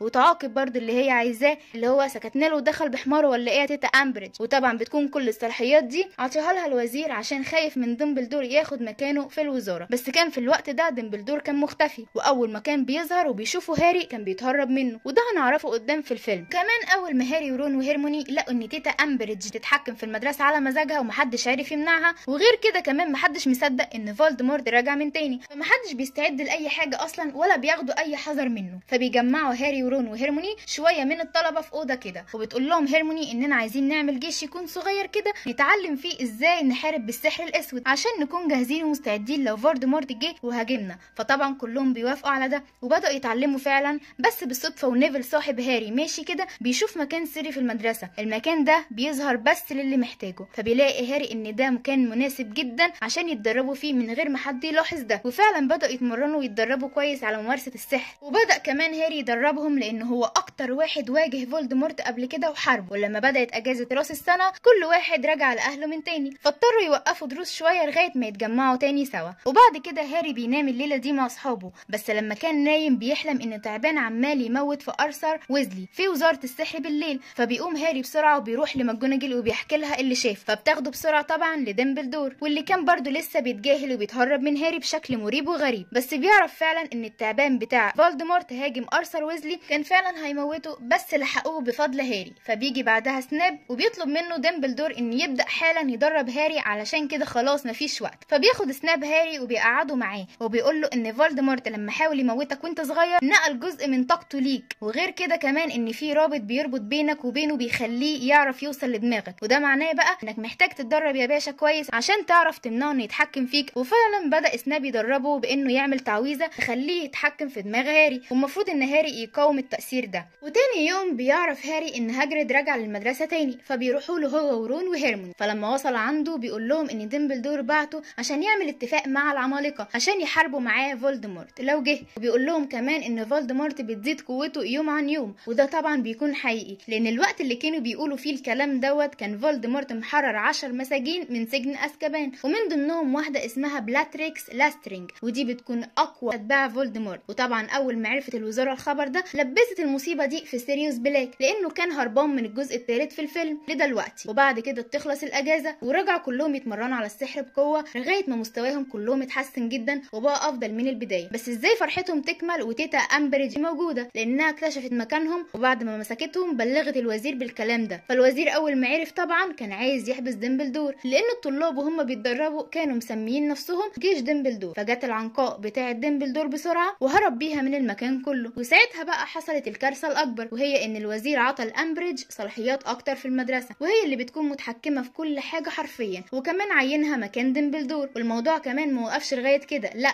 دي فضلت تعذب في الطلاب اللي كانوا بيتدربوا على السحر من وراها. وبداوا الطلاب كلهم من ساعتها يبصوا لتشو على انها الخاينه اللي فتنت عليهم، بس اللي محدش يعرفه بقى من الطلاب انها فتنت عليهم غصب عنها لانهم شربوها اكسيل الحقيقه بالاجبار، وكان ده طبعا شيء غصب عنها. تاني يوم بياخد هاجريد هيرموني وهاري ورون وبيقول لهم ان طالما امبريدج عملت كده في ديمبلدور يبقى ممكن تطردني في اي وقت، فانا عايزه اوصيكم على اخويا وتاخدوا بالكم منه لو حصل كده وطردتني فعلا. وفي اللحظه دي بيظهر واحد من العمالقه اسمه جراوب، وده بقى بيكون اخو هاجريد، فبيوعدوه هما الثلاثه ان هما هياخدوا بالهم منه فما يقلقش. وبعدها بيسيبهم هاري وراح لسناب عشان يكملوا تدريب اكتر واكتر عشان فولدمورت ما يعرفش يدخل جوه عقله ويعرف ازاي يتحكم فيه، وكمان يعرف كل ذكرياته. ففي خلال الوقت ده فضل سناب يشتم في ابو هاري وبيقول له ابوك كان شخص زباله ومش تمام. فتعصب هاري جدا منه واستخدم التعويذه اللي بيستخدمها سناب عليه عشان يعرف يدخل دماغه. فشاف هاري وقتها ان ابوه كان شخص متنمر جدا وهو صغير، كان ممرمط سناب معاه ومهزقه قدام الكل بطريقه مش كويسه خالص. فبيتعصب سناب وراح قام طرد هاري من المكان. وتاني يوم جورج وفريد اخوات رون بيكونوا فعلا زهقوا وجابوا اخرهم من الوليه اللي اسمها امبريدج. فدخلوا القاعه لما كانت بتمتحن الطلبه وضربوا مفرقعات ناريه كتير في الجو وفي كل مكان، فدمرت ورق الامتحانات وكمان فجرت المكان كله بما فيهم تيتا امبريدج. وبعد كده الطلاب خرجوا كلهم من القاعه وفضلوا يحيوا جورج وفريد على اللي عملوه لان محدش كان عارف يعمل لها حاجه. لكن هاري فجاه هو واقف معاهم بيقع على الارض وبيشوف جوه دماغه ان فولدمورت هيموت سيريوس بلاك. فبياخد رون وهيرموني وطلع بيهم مدخنه امبريدج عشان دي بتكون اسرع طريقه ينتقلوا بيها من المدرسه لاي مكان تاني. بس بتمسكهم امبريدج، بس المره دي كانت هتعذب هاري وهتاذيه بالتعويذه جامد جدا. فبتقول لها هيرموني خلاص سيبيه وما تاذيهوش وانا هوريكي سلاح ديمبلدور السري اللي انت عايزه تعرفيه. وفعلا اخدوها هي وهاري وراحوا مودينها عند جراوب اخو هاجريد. فجت كمان حيوانات القناطر اللي اتكلمنا عنها قبل كده في الفيلم، وكانوا متعصبين من امبريدج والوزاره جدا لانهم بيخنقوهم وبيضيقوا عليهم الدنيا. فعلى طول بيجي جراوب وراح ماسك امبريدج ومعلقه في الهوا كده زي الكتكوت المبلول وراح عطيها للقناطر يتصرفوا معاها براحتهم لانها بتكون قتلت واحد منهم. وكده يبقى سلامات يا تيتا امبريدج، مش هنشوف وشك تاني الحمد لله. وبعد كده بيرجع هاري للمدرسه فلقى اصحابه موجودين وعايزين يروحوا كلهم معاه، فبياخدهم كلهم معاه وبيروحوا على قسم معين موجود في وزاره السحر. والقسم ده بيكون مليان كور جواها نبوءات مختلفه. فهاري قاعد يدور على كوره سيريوس في المكان، لكن الغريب بقى انه ملقاش اي حاجه تخص سيريوس، لكن بيلاقي كوره باسمه هو شخصيا. فبيبص جواها وبيلاقي جواها ان هاري وفولدمورت ما ينفعوش يعيشوا هما الاثنين ولازم واحد فيهم يخلص على التاني عشان التاني يعرف يعيش. فجاه هاري وهو واقف بيظهر له ليسيوس مالفوي ومعاه لاسترينج اللي هربت من السجن، وكمان بيكون معاه مجموعه كبيره جدا من اكلي الموتى. فبيطلب لوسيوس من هاري انه يديله النبوءه وبيقول له ان فولدمورت خلاك تفكر وتشوف ان سيريوس بلاك هنا، بس هو جابك هنا اصلا عشان هو عارف ان محدش هيعرف يشوف النبوءه دي ويلاقيها غيرك. فبيرفض هاري يديها له وبدا هو واصحابه يحاربوهم بالتعويذ ويحاولوا يهربوا من المكان باسرع وقت. وكان كل واحد من صحاب هاري يعرف له اي تعويذه كان بيقولها لانه كان الموقف صعب وكمان هم كانوا لوحدهم. فجروا كلهم ناحيه بوابه شكلها غريب كده. فبيجي لوسيوس لهاري وهو ماسك كل اصحابه وبيهددوا انه هيموتهم كلهم لو ما عطوهوش النبوءه. ففعلا بيديله هاري النبوءه لما بيحس ان اصحابه في خطر. بس فجاه بيجي سيريوس بلاك مع لوبن وفضلوا يحاربوا اكلي الموتى لغايه ما خلصوا على جزء كبير قوي منهم، وكمان النبوءه بتكون اتكسرت. وللاسف الشديد لاسترينج بتضرب سيريوس بلاك بتعويذه خطيره فبيموت قدام هاري. وقتها هاري زعل جدا وانهار وفضل يزعق ويصرخ لان سيريوس كان اخر حد باقيله في العيله بتاعته. فتعصب جدا هاري عليها وفضل يجري ورا لاسترينج وكان عايز يخلص عليها ويقتلها. فبيجي في اللحظه دي فولدمورت وبيمسك هاري، بس لحسن حظ هاري طبعا بيجيله ديمبلدور تاني عشان يحميه وبدا يحارب فولدمورت بكل قوه. وفي الوقت ده يا جماعه بنكون عارفين قد ايه فولدمورت كان قوته كبيره لدرجه ان لما كان بيحارب ديمبلدور ومعرفش يخلص عليه بيدخل جوه هاري عشان يعرف كل الاسرار اللي تخصهم وكمان نقط ضعفهم وبعد كده يبقى يموتهم براحته. فبيحاول هاري انه يقاوم بقوه بس فولدمورت بيخرج منه ولسه كان هيموت هاري. فجاه بيجوا كل موظفين الوزاره فبيهرب فولدمورت بسرعه من المكان. بس فوتش الوزير ساعتها بيتاكد فعلا ان فولدمورت رجع من تاني للحياه لانه المره دي بيكون شافه بعينه. وبعد ما خلصت المعركه دي رجع كلهم المدرسه من تاني ورجع ديمبلدور من تاني في المدرسه. كمان حولوا امبريدج للتحقيق. وبعد كده بيقعد هاري مع ديمبلدور لوحدهم. ساعتها بس ديمبلدور بيشرح له هو كان ليه بيتجاهله الفتره اللي فاتت دي وبيعتذر له بيقول له سامحني لاني كنت بتجاهلك واتهرب منك لاني كنت عارف ومتاكد ان فولدمورت هيعرف يستخدم دماغك ويدخل جواها ويعرف كل حاجه عننا. فقلت مع نفسي لو بعدت عنك شويه هو هيبعد عنك ومش هيهتم بيك. فبعد كده بيسامحوا هاري وبيروح بعديها لاصحابه تاني وبياخدوا كل شنطهم وحاجاتهم وبيرجعوا لاهلهم من تاني لان السنه الدراسيه بتكون خلصت في المدرسه. بيفضل هاري من ساعه ما خلصت السنه الدراسيه كعادته قاعد زعلان جامد وحزين لان ما بيكونش فيه اي حاجه حلوه في حياته وكل حاجه بتكون راحت خلاص منه. وبالصدفه كده بيبقى هاري قاعد في مطعم وبيشوف ديمبلدور معدي قدامه بره المطعم. فبيخرج له هاري بره وبيشوف في ايد ديمبلدور ان فيها سواد كده غريب جدا ودي حاجه هنعرفها قدام في الفيلم. وبعدها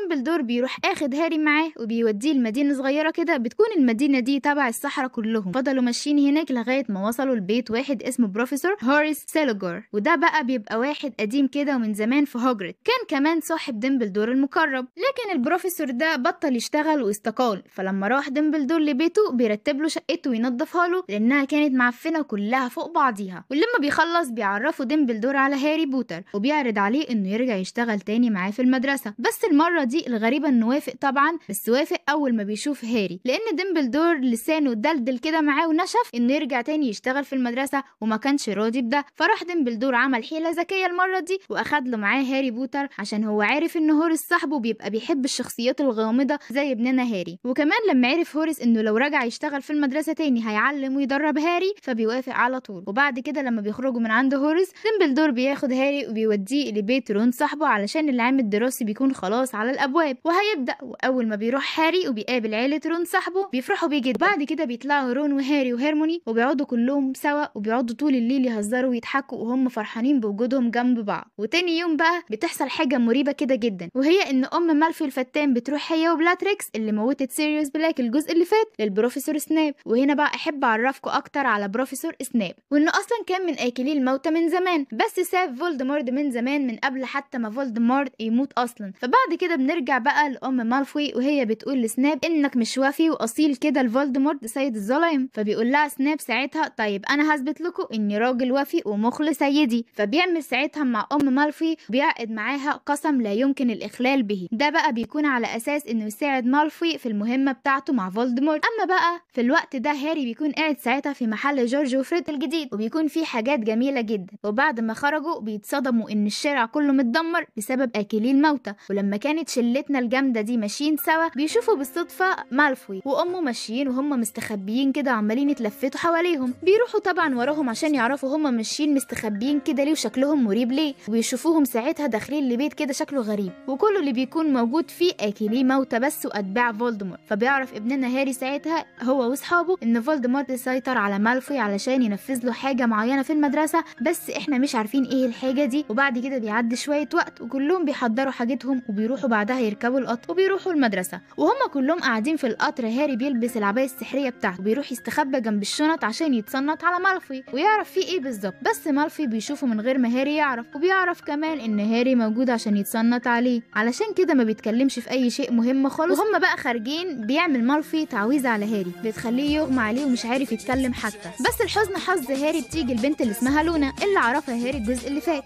وبتصحيه وبيروحوا هما الاثنين على المدرسه. بس بيتفاجئ هاري جدا انه لما بيروح المدرسه بيشوف ان في درع حمايه قوي جدا حوالين المدرسه وكمان جايبين سحرة اقوياء جدا. واول ما بيروحوا القاعه الكبيره بيقول لهم ديمبلدور ان من حقكم كلكم تعرفوا ليه احنا عاملين حصون كتيره، وده طبعا عشان اولا فولدمورت رجع للحياه تاني واحنا بنحاول على قد ما نقدر نحميكم. فبعد ما كلهم بيخلصوا بيبداوا السنه الجديده كلهم من غير اي خوف او قلق من اي حاجه. وكانت اول حصه بتاعت بروفيسور هوريس وهي الوصفات. فهاري ساعتها ما بيكونش معاه الكتاب بتاعه، بس البروفيسور بيديله الكتاب اللي كان موجود في الخزنه بتاعته وبيكون كتاب كده شكله قديم قوي. وبيقول لهم البروفيسور هوريس النهارده بقى في مسابقه هنعملها واللي هيفوز بيها هياخد ازازه الحظ دي، ودي بقى حبه صغيرين منها بس يخليك عندك حظ كتير جدا. وفعلا بيتحمس الكل وبيبداوا ينفذوا الوصفه، بس كلهم بيفشلوا ما عدا ابننا هاري هو الوحيد اللي بيعملها صح وبكل سهوله لان الكتاب اللي معاه كان بتاع الامير هجين الدم. وبيخلص هاري طبعا وصفته بجداره وبيفوز بازازه الحظ. بيفضل الكتاب معاه ومن ساعتها وهاري ما بيسيبش الكتاب من ايديه خالص ال 24 ساعه قاعد بيه، لانه بيكتشف ان في الكتاب ده تعويذ كتيره جدا وقويه قوي وكمان وصفات غريبه جدا. وبعد ما بيخلص هاري حصته بيروح لديمبلدور عشان كان عايزه. فلما بيروح له هاري بيوري له ديمبلدور واحده من ذكرياته، وهي انه زمان لما كان فولدمورت عيل صغير بيكتشف ديمبلدور ان عنده مهارات وقدرات كبيره جدا برغم ان سن صغير على كل ده. ومع كل ده بياخدوا برضه ديمبلدور للمدرسه يتعلم فيها. ولما بيخلص هاري من رؤيه الذكرى دي وبيفوق بيقول له ديمبلدور انا وريتك الذكرى دي عشان بروفيسور هوريس كان بيعشق حاجه اسمها فولدمورت وهو صغير وكان بيدرس له بيعلمه زيك كده بالظبط. وزمان هوريس بيقول لفولدمورت معلومه، فانا عايزك يا هاري تقرب اكتر من هوريس عشان تعرف ايه المعلومه اللي قالها لفولدمورت ساعتها. فبعد شويه بيمشي هاري وبيروح لصاحبه رون عشان رون كان بيحلم باليوم اللي هينضم فيه لفريق الكويديتش. وبيطلع ابننا رون عنده مهاره عاليه جدا ومميزه في اللعبه دي وبيقبلوه في الفريق كمان لما بيشوفوا المهارات بتاعته. بعد كده لما هاري كان ماشي هو واصحابه في الشارع بيلاقي زميلته في المدرسه مرميه على الارض وكان زي ما تقولوا كده راكبها عفريت. فبيجي ساعتها هاجريد وبياخدها جوه عنده عشان يعالجها. فبتيجي بروفيسور ماجوناجل بعد كده وبتقول ان البنت دي حصل لها كده عشان لمست السلسله دي. فبتقول لها البنت انها كانت ناويه تاخدها تديها لديمبلدور. فبيقول لها هاري ساعتها ان مالفوي الفتان عمل حاجه على السلسله دي زي السحر وعطيها لها علشان تدي السلسله دي لديمبلدور. ديمبلدور ويموته. فمحدش ساعتها بيصدق هاري اصلا لان مفيش اي دليل على الكلام بتاعه ده. وتاني يوم بيعمل هوريس حفله كده صغيره على الضيق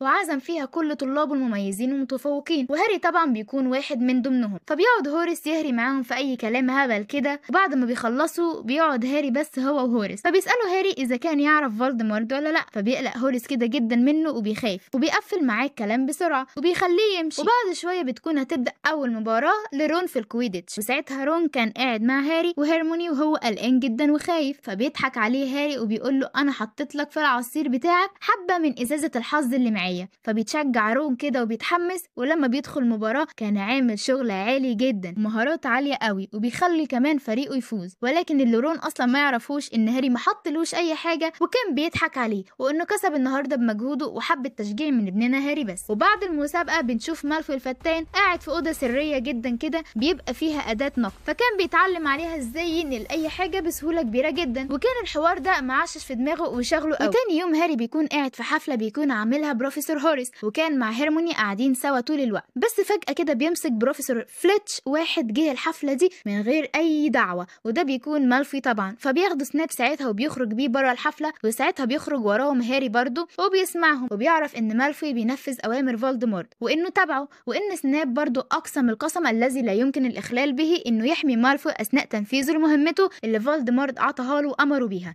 المهم تاني يوم بياخد رون ابننا هاري وراح يقضوا اجازه السنه عنده، وخلال الطريق بيفهم هاري من رون ان القسم الذي لا يمكن الاخلال به ده لو محدش نفذه هيموت على طول. وبعد ما بيوصلوا بيت رون بيقعد هاري يتكلم مع بروفيسور لوبن وارثر ويزلي، وفجاه بعد ما بيخلصوا قعده سوا والبروفيسور لوبن جه يمشي وهو خارج بيلاقي بلاتريكس بتولع في المكان كله، وقعدت تستفز وتغيظ في هاري عشان هي قتلت سيريوس بلاك قدام عينه. فبياخد هاري عصايته بسرعه وطلع يجري وراها عشان يموتها، وطلعت تجري وراه جيني برضو قبل ما اكلي الموتى يحصروه ويموتوه. بس فجاه بيلاقي هاري ان هو وجيني لوحدهم ومتحصرين، فبيجي بسرعه لوبن وارثر عشان يساعدوهم. فعلى طول بيلاقوا بلاتريكس ولعت في البيت كله ودمرته، فبيزعلوا كلهم ومشوا من المكان كله. وتاني يوم بيرجع رون وهاري على المدرسه، وبعد حبه وقت بيروح هاري لديمبلدور، فالمره دي بيوري له ديمبلدور حاجه مختلفه وبتكون ذكرى عن هوريس. فبيعرف هاري ساعتها انه زمان لما كان فولدمورت قاعد مع هوريس بيقول له انا شفت في الجزء المحظور من المكتبه سحر معين، فبيتعصب منه هوريس جدا وطرده من المكان كله. فساعتها بيفوق هاري من الذاكره دي، ووقتها بيقول له ديمبلدور اني اخدت الذكرى دي من هوريس، بس الذكرى دي ملعوب فيها ومش صح كلها وفيها حاجات مزيفه ومش حقيقيه، وانا بقى عايزك يا هاري تعرف من هوريس كل التفاصيل الحقيقيه للذكرى دي واللي حصل ساعتها بالظبط، وكمان ايه نوع السحر اللي شافه فولدمورت ساعتها واتطرد هوريس بسببه. فطبعا هاري ابننا ما بيضيعش وقته وراح فورا لهوريس وساله انت ايه اللي قلته لفولدمورت اول ما قالك على موضوع السحر المحظور دوت. فبيتعصب هوريس جدا منه وبيزعل لانه عرف ان ديمبلدور هو اللي زق عليه، ومن ساعه الحوار ده وهوريس ما كانش طايق يشوف هاري في خلقته تاني. فبيرجع هاري للاوضه بتاعته، فبيتفاجئ لانه بيلاقي صاحبه رون حد عمل له سحر الحب، فبيبقى بيتدلع كده ويعمل حركات غريبه ومش طبيعي. فبياخدوا هاري ساعتها لهوريس عشان يعالجه، وفي نفس الوقت عشان تبقى حجه ان هاري يعرف يتكلم مع البروفيسور ويصالحه. وفعلا هوريس بيعالج رون، وبعد ما بيعالجه بيخرج ازازه عصير ويخلي الكل يشرب منه، واول ما رون بياخد اول بق منها وقع على الارض مغمى عليه وكان هيموت. فبسرعه بيستخدم هاري حاجه اسمها نبته البيزور كانت موجوده عند هوريس. بعد ما هاري بيخلص بيعرف رون ياخد نفسه تاني، وبسرعه بيوديه هاري المستشفى، وهناك الدكتوره بتقول لهم انه خلاص كان هيموت لولا ان هاري اتصرف بسرعه وعطاله نبته البيزور بسرعه. فبيقول لهم هوريس ان الازازه دي كانت عنده من زمان وكان اصلا ناوي يديها لديمبلدور، بس معرفش السم ازاي يوصل لها. مالفي هو اللي عمل كده لما راح حفله هوريس من غير دعوه، وساعتها عرف بس يحط السم في الازازه، والغرض من كده ان هوريس يموت لانه عارف سر كبير عن فولدمورت. وبعد كده لما بتخلص الليله دي وبيخف رون ابننا، لما كانوا كلهم قاعدين في القاعه الكبيره بياكلوا، بيشوف هاري البنت اللي لما لمست القلاده الملعونه دي وكانت هتموت ساعتها. فلسه جاي هاري يتكلم معاها بيلاقي مالفوي واقف في قفاه وشكله كان مرعوب اول ما شاف البنت دي، وده طبعا بسبب انه حس بالذنب لانه سحرها قبل كده وكانت هتموت بسببه. فبيروح وراه هاري بسرعه عشان يفهم منه في ايه بالظبط بقى. فاول ما شافوا مالفوي قعد يحاربوا بالسحر من غير اي سبب، ففضلوا هما الاثنين يضربوا بالتعاويذ السحريه على بعض لغايه ما مالفوي اخد ضربه جامده وكان هيموت لولا سناب اللي جه في وقته ولحقه، وده طبعا لانه اقسم على حمايته. ساعتها هاري جاب اخره من كل حاجه بتحصل وعايز يعرف باي طريقه ايه السر اللي مع هوريس ومخلي ديمبلدور عايز يعرفه باي طريقه، وفي نفس الوقت فولدمورت عاوز يقتل هوريس عشان ما يقولش السر ده لحد. فراح قعد مع اصحابه الاثنين وراح شارب ازازه الحظ كلها، وساعتها حس باحساس غريب قوي وانه في حاجه بتقول له روح لهاجريد. وفعلا هو راح لهاجريد بيشوفه هوريس فما بيرضاش هوريس يسيب هاري يروح لهاجريد متأخر بالليل، فبيروح معاه هوريس وقعدوا طول الوقت يضحكوا ويهزروا مع بعض. وخلال ما كان هوريس سكران جدا هو وهاجريد، بيوافق ساعتها اخيرا انه يقول السر ده لهاري اللي دمبلدور عاوز يعرف، وفعلا بيديله السر ده على شكل ذكرى وحطها له في ازازه صغيره واداها له، فبياخدها هاري بسرعه وبيروح بيها لدمبلدور وبيشوفوا ايه اللي جوه الذكرى دي اخيرا، وبيعرفوا ان فولدمورت سأل هوريس عن سحر اسمه الهوروكراكس، فبيقول له هوريس ان السحر ده بيخليك تحط روحك في اماكن مختلفه، وساعتها لو انت مت او جرالك حاجه هم موجودين تقدر ترجع للحياه من تاني. وبسبب النقاش ده عرفنا وفهمنا ان فولدمورت كان مخطط يعمل 7 من الهوروكراكس عشان يضمن لو اي حد فكر يدمرهم عشان يموته ما يعرفش يعمل كده. فبيفوق دمبلدور بسرعه من الذكرى ديت هو وهاري، وبياخد هاري وبيروح عشان يدور على اول هوروكراكس، وفعلا بيروحوا المكان شكله غريب جدا ومرعب وكله ضلمه، وحوالين المكان كله مليان ميه ما عدا مكان واحد بس عامل زي الحوض كده مفيش حواليه اي ميه. فبيروح هاري ودمبلدور للمكان ده، وبيقول دمبلدور لهاري ان علشان يلاقي الهوروكراكس دي لازم اشرب كل الميه اللي موجوده في الحوض ده، والميه دي هتخليني ضعيف جدا جدا وهبقى عاوز اموت نفسي باي طريقه، بس مهما يحصل يا هاري لازم انت تخليني اشرب كل الميه دي عشان الهوروكراكس تبان. فعلا بدأ دمبلدور يشرب كل الميه دي، وفي كل مره كان بيشرب فيها كان بيبقى عاوز يموت، لان فولدمورت كان عامل ساعتها تعويذه ما تخليش اي حد انه يلاقي الهوروكراكس بكل بساطه. بس هاري فضل يساعده لغايه ما ظهرت الهوروكراكس بعد ما شرب دمبلدور الميه كلها، وبتكون الهوروكراكس دي عباره عن قلاده. ولكن فجاه بيتصدم هاري مره واحده لما بيشوف وحوش كتيره جدا خارجه من الميه، وكانت عاوزه تموته هو ودمبلدور، وبيسحبوه وقتها للميه، فساعتها بيستعيد دمبلدور جزء من قوته وطاقته وحرق كل الوحوش دي، وبيطلع له هاري بسرعه من الميه وبياخدوا بعضيهم وبيرجعوا على المدرسه. بس في الوقت ده دمبلدور بيكون ضعيف جدا بسبب كميه الميه اللي شربها، ولسه هيتكلموا بيلاقوا ان في صوت حد جاي ناحيتهم، فبيقول دمبلدور لهاري انه يستخبى بسرعه وما يعملش اي صوت مهما يحصل ومهما يشوف. ففعلا بيستخبى هاري وبيلاقي ان مالفي هو اللي طالع لدمبلدور، ومعاه ناس كتيره جدا من اكلي الموتى زي بلاتريكس،